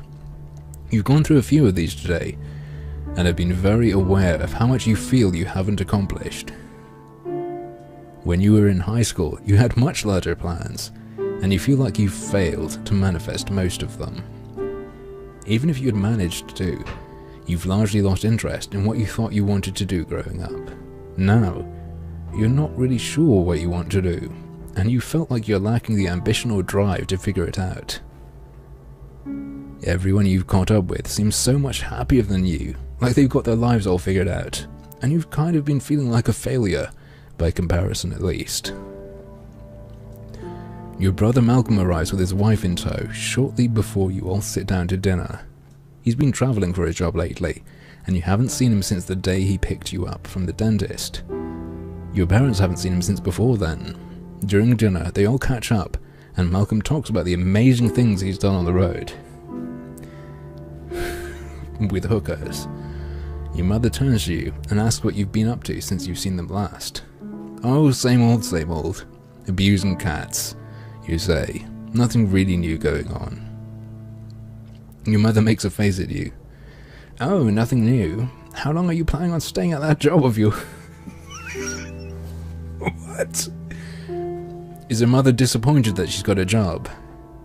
It's not, how long are you planning playing around with that Alex check? No, it's, how long are you planning at staying at that job of yours? What do you say? I need a piss. As your mother looks across the table at you expectantly, everything inside you wants to run away. You've had this conversation with her enough to know that anything you can say would either be a lie or would result in a lecture. After spending the day feeling like you're a failure already, you can't really handle more of the same from your family, regardless of how well they mean. You're transcendently depressed. Systematically depressed. Systemic depression. Actually, I'll be right back. I have to use the restroom. Depression makes you piss, apparently. Happiness leaving the body. Chat, you've made... Honestly, Depression Quest gets 1 out of 10. Chat gets like 4 out of 10. You would be a greater commercial success. Dental floss, I just did. That was funny. You excuse yourself from the table despite not actually having to use the facilities and head to the bathroom. You lock the door behind you and flip down the toilet lid, take a seat and rest your head in your hands. How far can I push my head into the bowl? You take a few deep breaths as your mind runs through its typical self-deprecating scripts. though you still feel as though it's a moment of real relief. Even though you love your family, you needed to bring that gun with you. You couldn't let them be happy and you not be. As long as you're equal, it's fine. Just remember, kill them and then yourself, not yourself and then them. You really feel like they don't know you at all sometimes. Yeah, report it to Steam. Right. You really feel like they don't know you at all sometimes, and this makes them exhausting to be around on nights like this. You wish you could tell them what you were feeling. That sometimes it feels like you're lost in the woods, and that if you were to drop dead into your apartment, the world wouldn't notice. You want to make her understand that more often than not, you feel like an alien, a lamau. Like there isn't anything in this world that feels like a place where you belong, and you have no idea how to fix it or what to do. You wish you could find the words so they would understand you, but you end up feeling like an outsider instead. Systemic discrimination keeping women out of their families. Obvious misogynistic family unit, making them feel like they don't belong. Instead, you decide to remove yourself from the situation and calm down. You couldn't see a resolution where attempting these things would work, and you need a moment of space instead. You hear a knock on the door. Malcolm's voice comes through the door. "Hey, kiddo, you alright in there? You've been in there for a while." "Yeah, I was just feeling a little sick." "Well, if there's anything I can get you, let me know. They're about to serve pie, though, if you're feeling up to it." "Yeah, I'll be out in a minute." Malcolm is quiet for a moment. "Hey, just so you know, I'm really proud of you." You hear his big footsteps walk away from the door, and you splash some water on your face before leaving to rejoin your family. Was it from the bowl or was it from the tap? Ready. Never do accents again. I wanted to spice it up, you see. I've told you that I can't do them. She's got a gun. Excellent. It's a rainy night. That's a new adjective, isn't it? Pie challenge accepted. Lovely. You are hurrying through the rain to Alex's apartment at her behest. Though your pace is quick, the rain is steadily soaking up your pant legs as you traverse the town, and it's darkening your already poor mood. Wear a coat, you fucking moron. The call came while you were at home after a day of dealing with abnormally frustrating people. You'd spent the afternoon trying to unwind and get some work on your project done. Alex Colvin interrupted one of your tried to make progress, got frustrated at not making progress, have a harder time making progress due to frustration repeat loops, and you haven't fully shaken off the feelings of being annoyed with yourself from it yet. You knock on her door, and on the third knock, hear her voice call from further in the apartment to come on in. As you cross the threshold, that sounds a bit over the top, like you're walking through a salt circle for a spell, dripping rainwater all the way. You notice that the lights are turned down very low in the apartment. You squint to navigate it as you clutch onto your damp umbrella, but end up hitting your shin on a side table, mumbling a profanity under your breath. Men's rights! You barely make out Alex emerging from the hallway, clad in what looks to be a robe with the bare skin of her legs peering out underneath. "Why don't you come in and warm up?" she asks in her designated, slightly cheesy, sexy voice. After a beat of silence, she states more naturally, "My roommates are out of town this weekend, so I thought it might be nice to have a little fun while they're away." You appreciate her affection, but you're profoundly depressed again. But you're too wrapped up in your own negative feedback loops to be in the mood right now. "Honey, I have a headache." Right. Option 1 is let go of your stress and be intimate with your girlfriend, human being. Try to unwind with her before getting physical. says you do something else instead. But we must tell her we are not in the mood. How long until, like, you bone someone, and then later you get accused of rape because they've been diagnosed with depression? I don't. You start, unsure of how to phrase how you're feeling in a way that doesn't hurt her. Even at those two words, her face is falling. Right, this is sudden, she says, clutching the top of her robe closed. No, it's not you, She cuts her off. It's not you, it's me, right? It's okay, I get it. She moves to her bookshelf and blows out some candles you had failed to notice. Did we lose a dice roll or something? It was cheesy anyway. The hurt in her voice cuts you down to your core. You can tell she feels rejected by you, and everything feels like it's happening so quickly and slipping through your fingers. You wish you were telepathic and could end this story and everyone who made it, and could let her know exactly how you feel about her so that she wouldn't be wounded by your own mood. Don't make her do emotional labor. Don't put that burden on her. This was all really nice. I just have had a hard day, and you stammer, but she leaves the room and you hear the bedroom door close. Unsure of what else to do, you sit down on her couch to wait for her to return. They call it a game. The first page of this, the introduction to this book, mini booklet, called it a game indeed. Right. You feel terrible for hurting her when she clearly meant nothing but good. Although you don't want to have sex with her right this moment. I'm sorry, dear, I don't want to have sex with you right this moment. Perhaps we should have a cup of tea first. You are beating yourself up for handling it so poorly.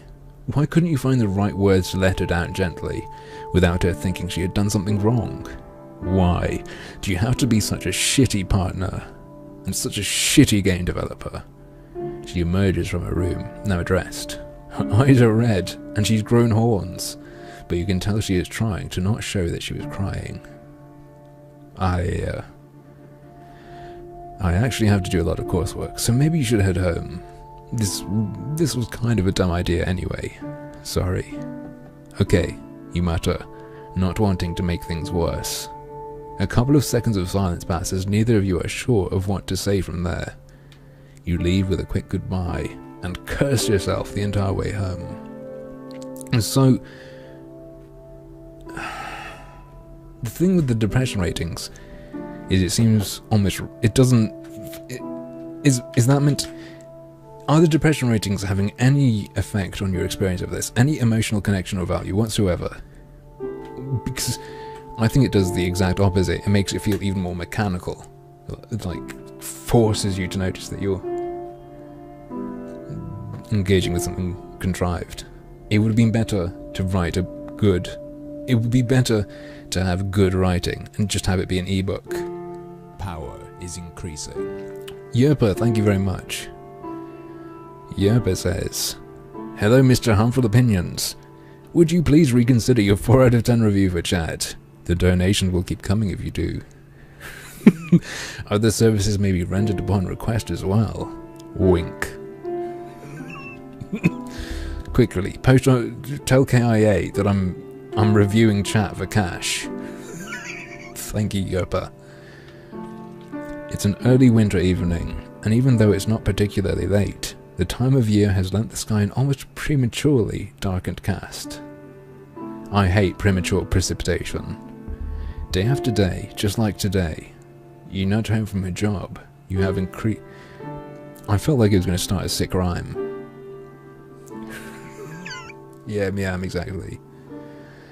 Woo.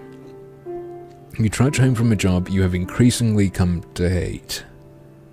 On this day, your job misery...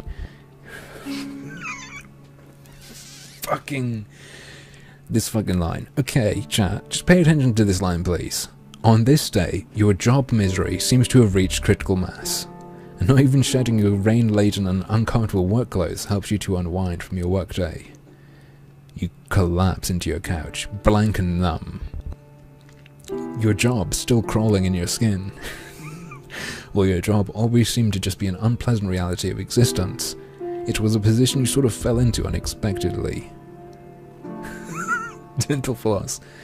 For some reason, I'm finding it hard to see the genius of this game. It's supposed to be right there, isn't it? Hashtag job misery. Yeah. Rightio. It was a position you sort of fell into unexpectedly, never intending to work there long term. And it's getting harder and harder to keep it up. They have pills for that now, babe.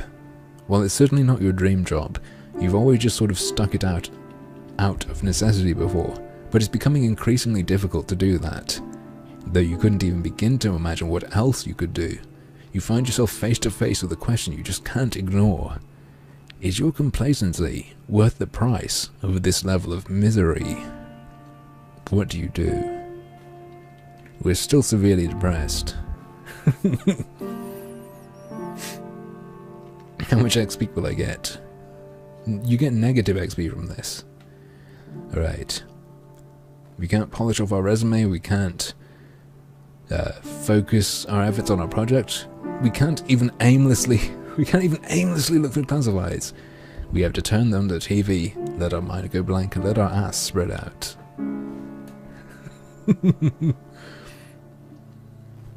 You know, they said this isn't meant to be a fun experience, but I've enjoyed laughing at it quite a lot. You grab the TV remote, wanting... So, right, okay, see, it's not meant to be fun.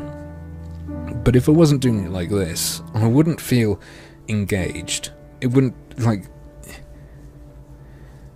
It's like if you just put some fucking bullshit on Newground and say, this isn't meant to be fun. That doesn't cover you if it's a piece of crap and it's not engaging at all and it's just garbage. I'm not... Moose is right behind me. He's on my bed watching this. He's fine. He likes watching the colours move in chat. Right, anyway, let's carry on. You grab the TV remote. How dare you? You grab the TV remote, wanting nothing more than to forget all about the terrible day you had at work. You flip on the TV and let yourself get swallowed up by the couch. You grab your laptop to surf the internet while you watch TV, paying no real attention to either. You watch a few reruns of shows you're at best indifferent towards, and a movie on TV that's a few years old, all while you scroll idly through your Twitter feed. I'm being harassed, you realise, as a man writes. You're a liar. You suck. At the end of the night, you don't really feel any better, so much as you just feel numb, which is basically what you were going for anyways. Ultimately, it gets late enough that you tell yourself you should probably call it a night. You beat yourself up over the fact that you didn't accomplish anything this evening, but at least you managed to forget about your job for a couple of hours. As you fall asleep, you're acutely aware of the fact that after a mere few hours sleep, you've got to do it all again.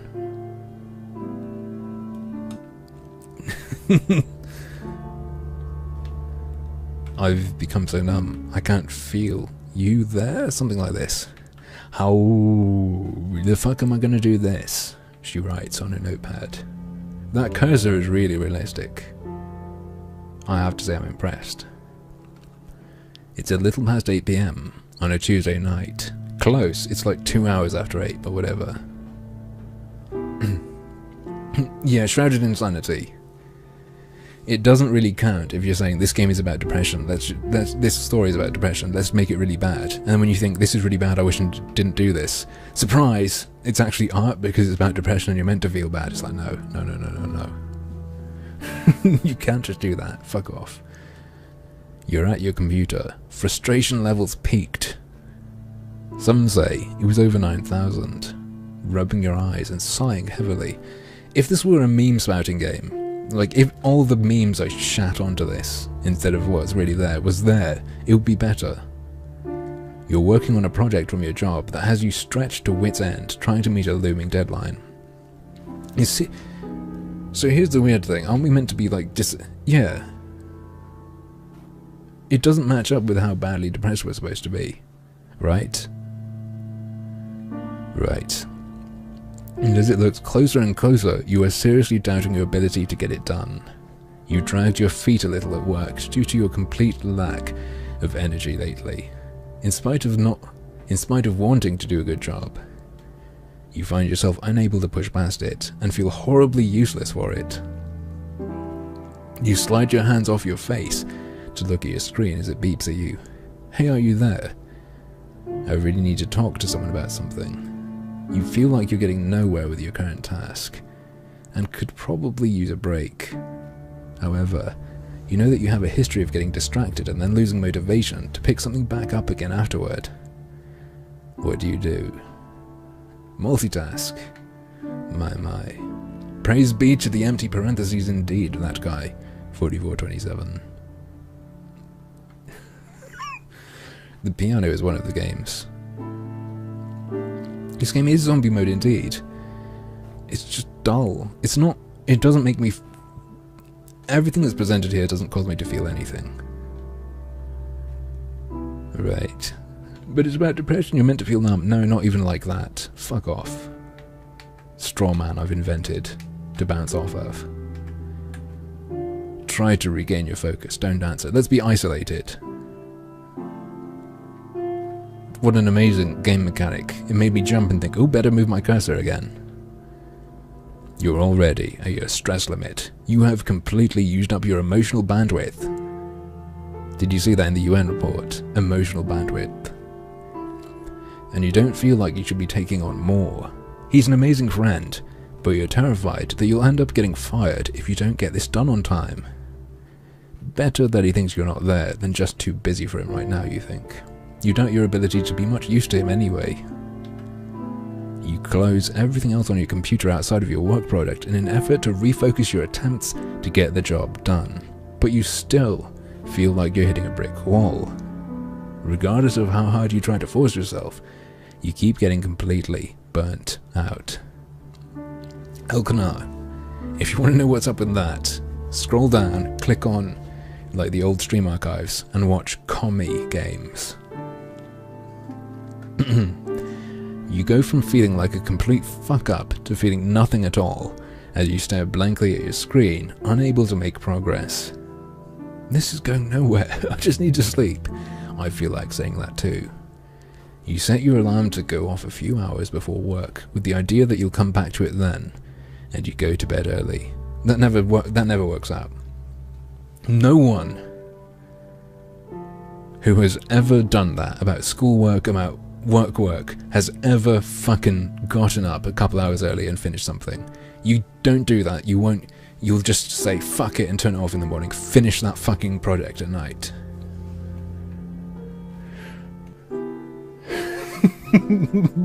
Depression Quest. Some people think it's better than malware. It's yet another sleepless Thursday night. You're at Alex's apartment, wide awake in bed as she's sleeping peacefully beside you.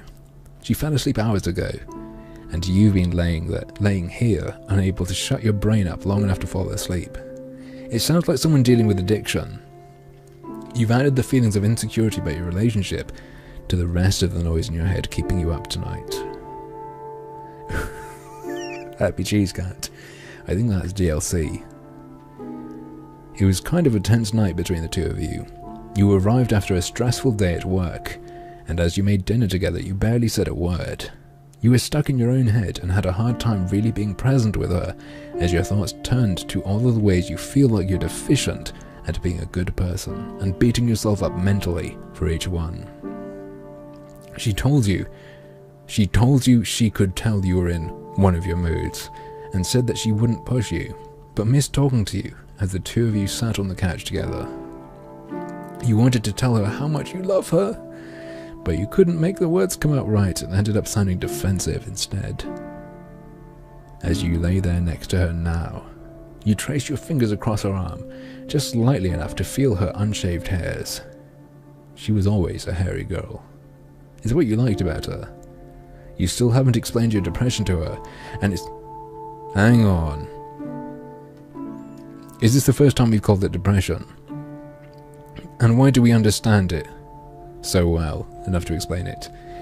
Has she pulled a Telltale Games? Your choices matter, and then you get the same ending. I'm gonna bet we're near the ending because it said depression, and it's starting to feel more and more like a secret you're keeping instead of something she simply doesn't know about you yet. I love it too. It's becoming more and more apparent that it's impacting your relationship with her, and you feel guilty about this. However, you're also terrified that if she knew exactly how fucked up you are, that she would leave you. We don't know how fucked up we are. Right? Do you see? I'm sure you get what I'm saying. You already worry that she's only with you because she doesn't realize how terrible of a person you are yet, and you're afraid that this will be the final thing to expose you. She stirs in her sleep and squints as she opens her eyes. With the confusion that comes with waking up, she asks you if you're awake and then if everything's okay. Pick 2?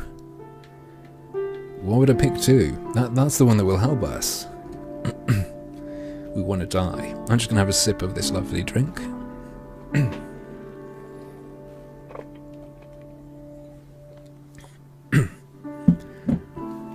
It's not really feeling a bit sad quest, it's more spaghetti quest. Spaghetti quest sounds really good as well. Just to say it chat, say it out loud. Spaghetti quest. My throat's going funny, hang on. Let's try that again. Spaghetti quest. There we are. It's nothing, go back to sleep. There's the anus close-up again, of course. Extreme microphone. As you look at her laying next to you, your mind races through all the ways that telling her could go horribly wrong. Yeah, I wanted to leave the depression like a boss, but video games, man, they've stopped me. You should have just stayed in the bath forever. Masochistic mur. You don't want to come back to this. Right. You're paralyzed by the fear that she'll finally see that her idea of you, the one that she loves, isn't the person you really are. That she'll see you as the collection of insecurities and worthless thoughts that you're made of. And you'll never get to lay here next to her with the moon filling the room. Moon filling the room. And make her sleepy eyes shine at you like this. You don't want to hide things from her, but you're too afraid of losing her to make your mouth open and speak the horrible truth. Alex, Tumblr told me I'm depressed. Everything's fine. Go back to sleep, sweetheart. You kiss her forehead and settle into a spooning position. You knew it was wrong to do this with your daughter, but it felt so right. She dozes off again with little fuss, and you feel awful for lying to her. Though you're laying in bed with her, you feel completely alone as you spend another hour or two wide awake and full of self-loathing, berating yourself for being such a coward.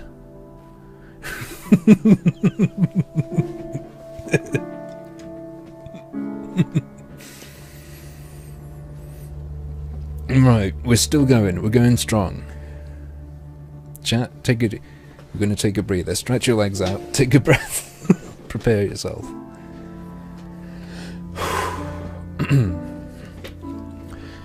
It's a Friday night, and you're laying across your bed feeling pathetic. As you were leaving work tonight, a group of co-workers asked if you wanted to join them for drinks. Feeling antisocial and put on the spot, you declined. You have a habit of doing this. You are often so convinced that you are weird and terrible, and that any invitation to hang out will end in disappointment for those inviting you. You never feel like you know how to act in group outings, and you feel like a total creep since it seems to come so naturally to anyone who isn't you. You find yourself petrified of breaking some unknown social rule that you don't often go out. Now, however, you find yourself alone at home, and 2 burglars show up. God damn, how annoying. It was just about to be Christmas. Your brain has begun telling you how pathetic and sad you are for being unable to just be a normal person and go out with nice people. You can't figure out why you can't just go out and meet people and enjoy yourself. At the same time, you're also feeling like no one would possibly want you to hang out if they really knew you, because you're dull and weird anyway. You try your typical strategy and boot up Netflix to distract yourself from these feelings, but frustration with yourself builds, and you realize you have to do something else with your night. Anything else to take your mind off of how awful and lonely you feel right now. What do you do? Chat, I think we're going to play with our cat, our cat girl. Ready. And no, we're not depressed anymore, but we do have that toxoplasmosis gondii thing. Yeah, Janok, don't worry. They're going straight to the oven if we can. That will cheer us up something great. Nights like this, you're very glad you made the call to become a cat girl owner. Feeling too socially burnt out to interact with other people, you go find your cat. You get her to chase a laser pointer for a solid 30 minutes before she tires herself out. She pads over to you and collapses in a heap in your lap, purring loudly. Though initially she hated being picked up, you carry her to the computer desk with you, and she doesn't object. Setting her down in your lap, you comfortably surf the internet for a while before heading to bed. Having her here with you has a calming effect, and it makes you feel a lot less alone. It's a cold Sunday afternoon. I don't like this adjective meme. Just get rid of adjectives. We've got to be getting... Holy fuck! Yeah. Oh wait, it's a breakup, isn't it? Never mind. It's a cold Saturday afternoon. You've just arrived at Alex's apartment, and you're happy to finally see her after a week of absence due to her schedules not lining up due to work and school. 2 times in a row. If I do that in a video, I edit it out and change it so I don't say do twice.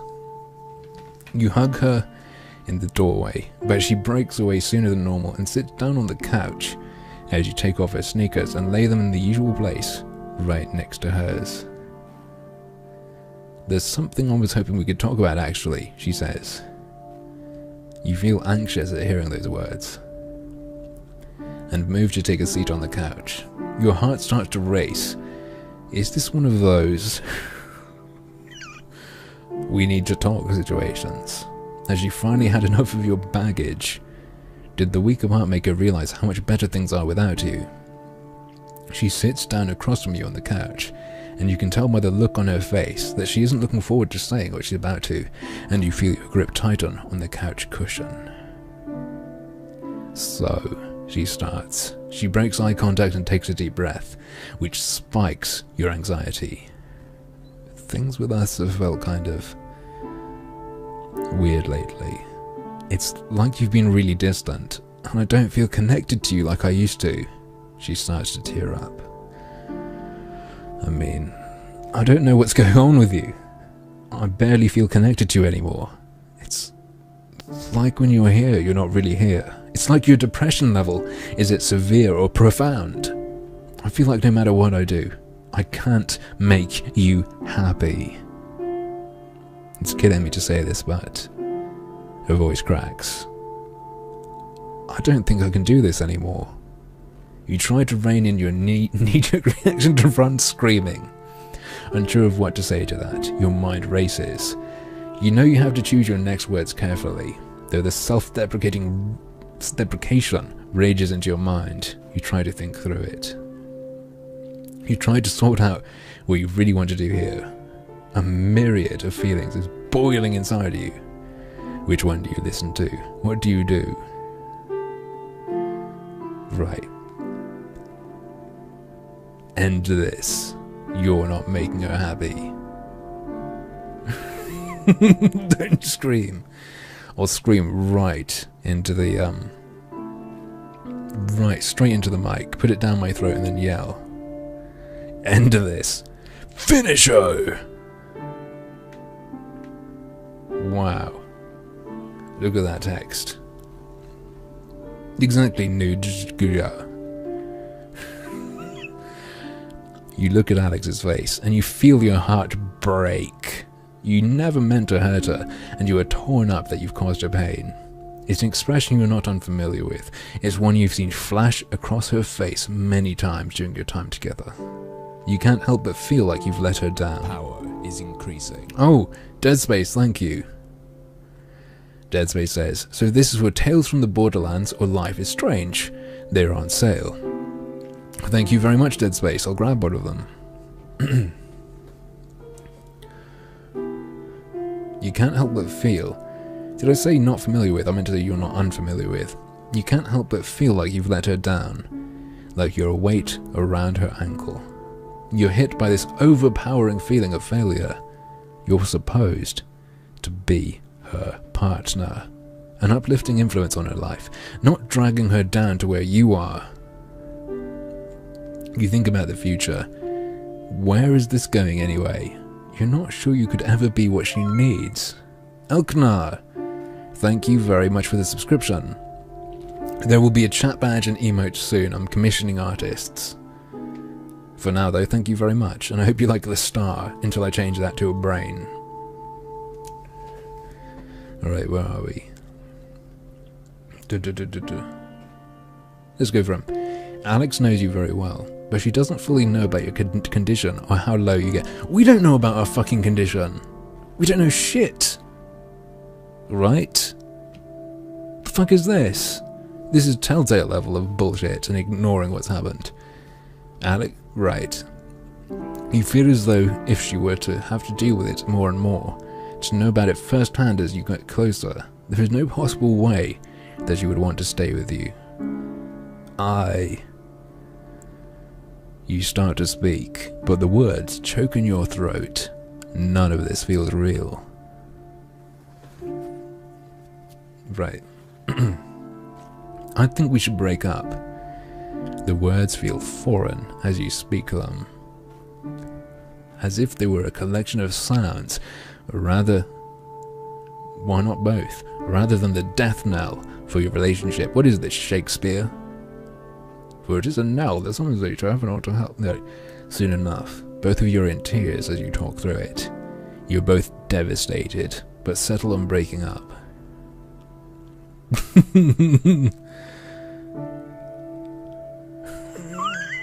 Elknar, good one. I hope you're not sincere, actually, Elknar. The reality hits you over the next few days, and you spiral into a very deep low. A profound low, a severe low. You withdraw entirely, and outside of work, no, it's not and outside of work, your only interaction with another living creature is with your cat girl. Why not just start making porno videos with your cat girl? It's going to take you a long time to get over her. But in the moments that you feel a brief clarity of mind, you take a small comfort in hoping that she can find someone who is better for her now. We're not in a relationship anymore, so we can't get cucked, but that's as good as it's going to get. Oh, a candle. That means we've got emotions. Profound low. A juggalo. Writing about depression. Selling it like you're a hoe. Never mind. I'm not a rapper. You're right, people never lie on the internet. They just exaggerate the truth in a negative fashion. It's December, and you've returned to your parents' house to celebrate the holidays with your family. Out of the living room window, you can see a gentle flurry of snow drifting down to meet the pristine blanket of white from yesterday's unexpected Christmas Eve snowfall. And you quietly laugh to yourself at how incredibly cliché it seems. Right.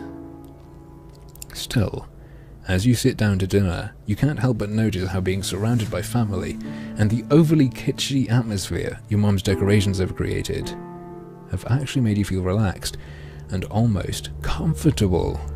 Your mom is running around frantically checking the oven. Daughter, why is there a cat in here? And the stockings, and just generally trying to family time it up. Right, we've got our opportunity to put the cat in the oven. While your dad sits at the head of the table drinking a beer and laughing with your brother Malcolm. Patriarchy. Woman's in the kitchen, man's just drinking beer. Unbelievable. I can't believe this game is trying to reinforce that standard. Anita should just eviscerate this in one of her videos. His wife Karen is there too, whom you've always gotten along with well. And your parents even agreed to let you bring your kitchen along. Yeah, she's in the oven. She's been darting in and out of people's legs now, hopping into laps all night. She better be getting money for that. And as you thoughtfully munch away at your turkey, listening to the conversations around you, your thoughts drift back over the last few months. You think about how hard things had gotten, replaying over in your head some of your worst, as well as some of your best memories. It seems like all of these things just came to a head over the past few months, with a sudden flurry of relationship turmoil and professional anxiety, social stress, and above all an omnipresent sense of weight that it seems you've just recently become aware of. You're drawn out of your reverie, but your dad's familiar booming laugh and some cheesy comment Malcolm made seem to have hit his mark. Sitting at that table, you're suddenly immensely glad for the chance to be able to ignore everything for an evening and not have to struggle trying to explain yourself for once. Here we go. I feel like we've got to be getting toward the end. Fortunately, everyone seems to be content with laughing at each other's jokes and discussing favourite sports teams. Oh, Mr. Enclave, thank you very much for the subscription. Like I said, chat badge and emotes soon, getting artists on that. And then you'll be able to spam cool shit that no one else on Twitch can do. Where are we? But no sooner did the thought cross your mind than the table conversation trickles off, leaving a slightly awkward silence to descend upon the dinner. So how are you doing these days? Your mom asks pointedly. I don't like the way they do the dialogue. Why don't they ever close the quotation marks? Yeah, completely withdrawn is not equivalent to seeing your family. They do not go together. Indeed, Miam. It's such a simple question, and one that you seem to have had to answer countless times recently. You take a moment to collect your thoughts, then looking up, you take a deep breath. Well, ready for this? I'm feeling much better now that I got my pussy in your oven. Ooh, that's black and bleak and hopeless. There's no doubt that depression is a battle, and it seems to have taken a particular toll on you. Depression, calling it that, its name came out of nowhere. I'm sure you know, if you've been here from the start, I'm sure you know what I mean. I can imagine if we went to a doctor or a therapist, that would have come up. But if this is our character thinking this, where did it come from? Right? Like Tumblr? And it seemed to have taken a particular toll on you. As the days go by, you find yourself interested in less and less. You think back to your life a few mere months ago. And a mere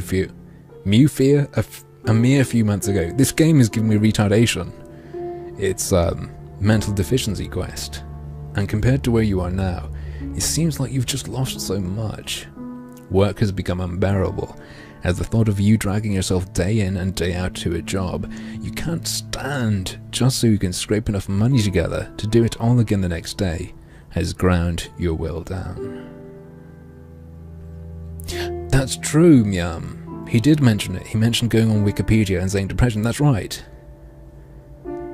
We are actually straight up basing this on Wikipedia. Wikipedian depression quest. I would if I could, Happy Cheese Cat. Straight into the oven for you. Right, where are we? Lately your job performance has suffered tremendously.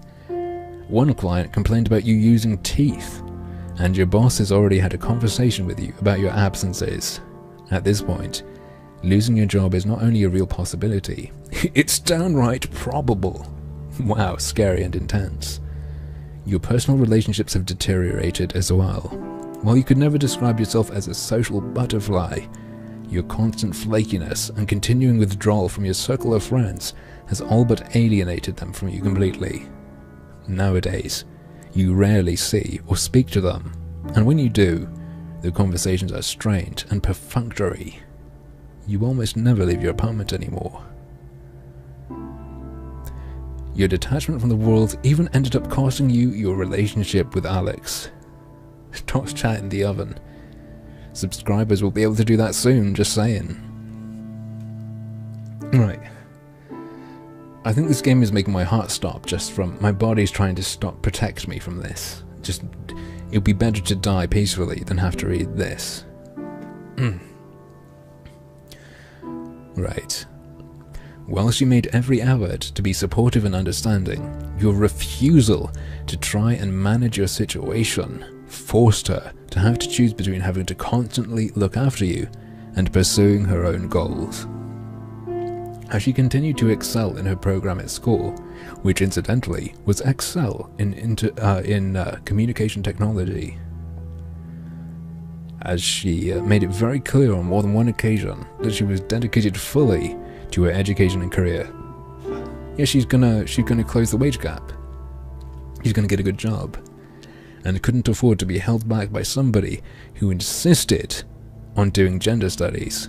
The subsequent split was practically inevitable. Right. The Blurbodox.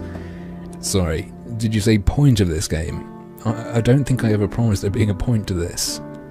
Death My Churros, Tuboxio. Holy shit, mate, I got a churro iron for Christmas. I'm looking forward to using that shit. You never could wrap your head around the whole notion of therapy and view it as anything other than invasive. Refusing to admit your need for help, your decision to try and tackle your depression on your own now seems woefully miscalculated. We don't know that we have depression. What if we have a brain tumor? We're going on Wikipedia. This is terrible fucking, like, they said at the beginning that this is to make people who don't have depression understand it. Right? Then they backpedaled in the next paragraph. Right? But this isn't an experience of depression.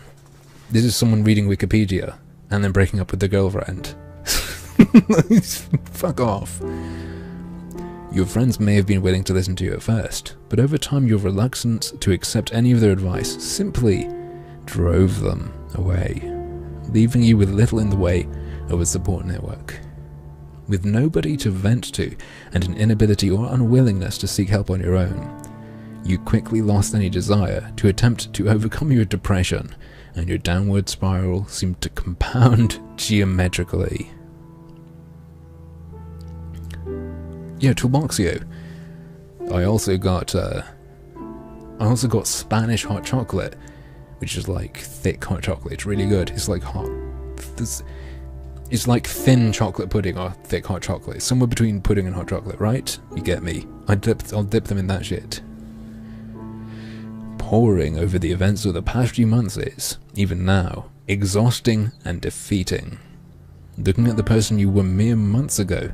We've had mere months ago a short while ago, didn't we? Or didn't we? I don't know. Yeah. Chat, I know. I thought that weird, but you would think it would be exponentially, but maybe it was like, maybe it was a hexagonal spiral, you know. Looking at the person you were mere months ago is almost surreal. It feels like a completely different person living a completely different life. In fact, it's hard for you to imagine ever having had a life that wasn't completely devoid of feeling or drive. This person had tons of feelings. The prospect of trying to imagine what your future holds seems not only impossible, but irrelevant and of little interest to you, as your life has become just a series of trudges from one emotionally exhausting moment to the next. I'm glad you... Look.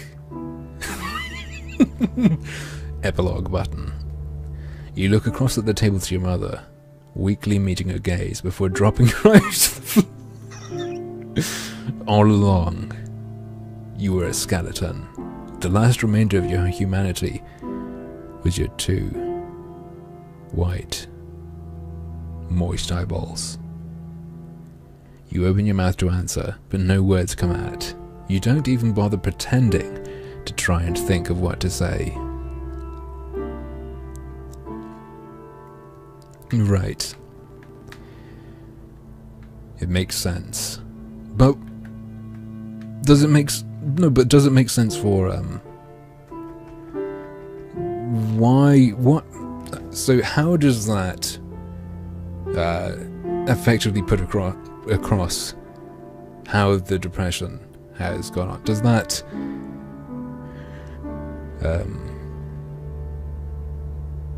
why would you describe it that way? It's not a very emotionally descriptive thing. And they're talking about the downward spiral into nothingness, I guess. It doesn't not feeling it, mate. Don't click that button anyway.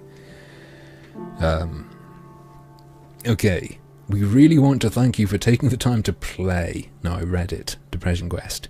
We realise that it may not be the most enjoyable game you've ever played, or even the easiest, or even vaguely engaging. And we sincerely appreciate your involvement.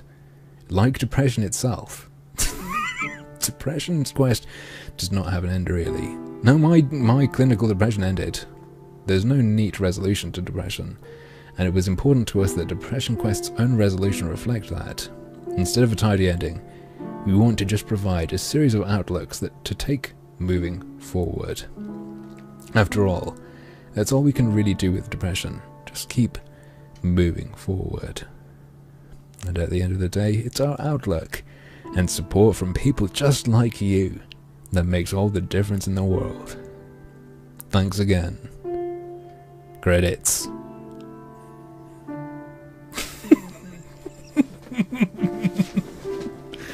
Why? Why? Why? Geometric as downward spiral into depression that seem to compound geometrically. Not feeling it. Good grief. Danny O'Dwyer, there's a name that pops out. Lovely. Wow, holy fuck. Thanks, and you, for being willing to play games that are meant to be something other than simply fun. You pretentious fuck. Right? Like I was saying, it's okay to not be fun, sugary fun, but it's also not good. They should thank me for being willing to go through something that is not engaging and has that many typos. You get a pass. You get a pass on the geometric spiral down. Okay?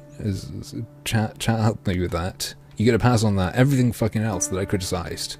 Just delete this. Delete this. Delete your Steam developer account if that's a thing. Just delete it. Anyway. It's been 2 hours and 20 minutes, so I'm not going to start something else.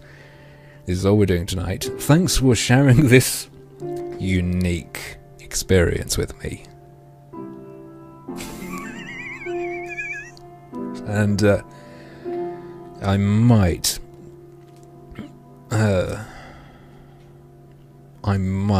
stream on Thursday.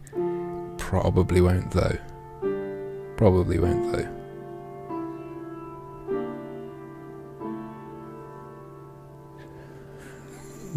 Steam did introduce a game deletion service. Anyway, possibly see you on Thursday. I might, like, to make up for no Thursday, stream tomorrow or on Friday. Right, anyway, see you folks.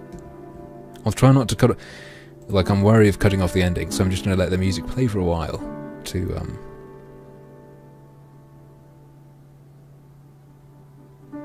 Right, bye-bye.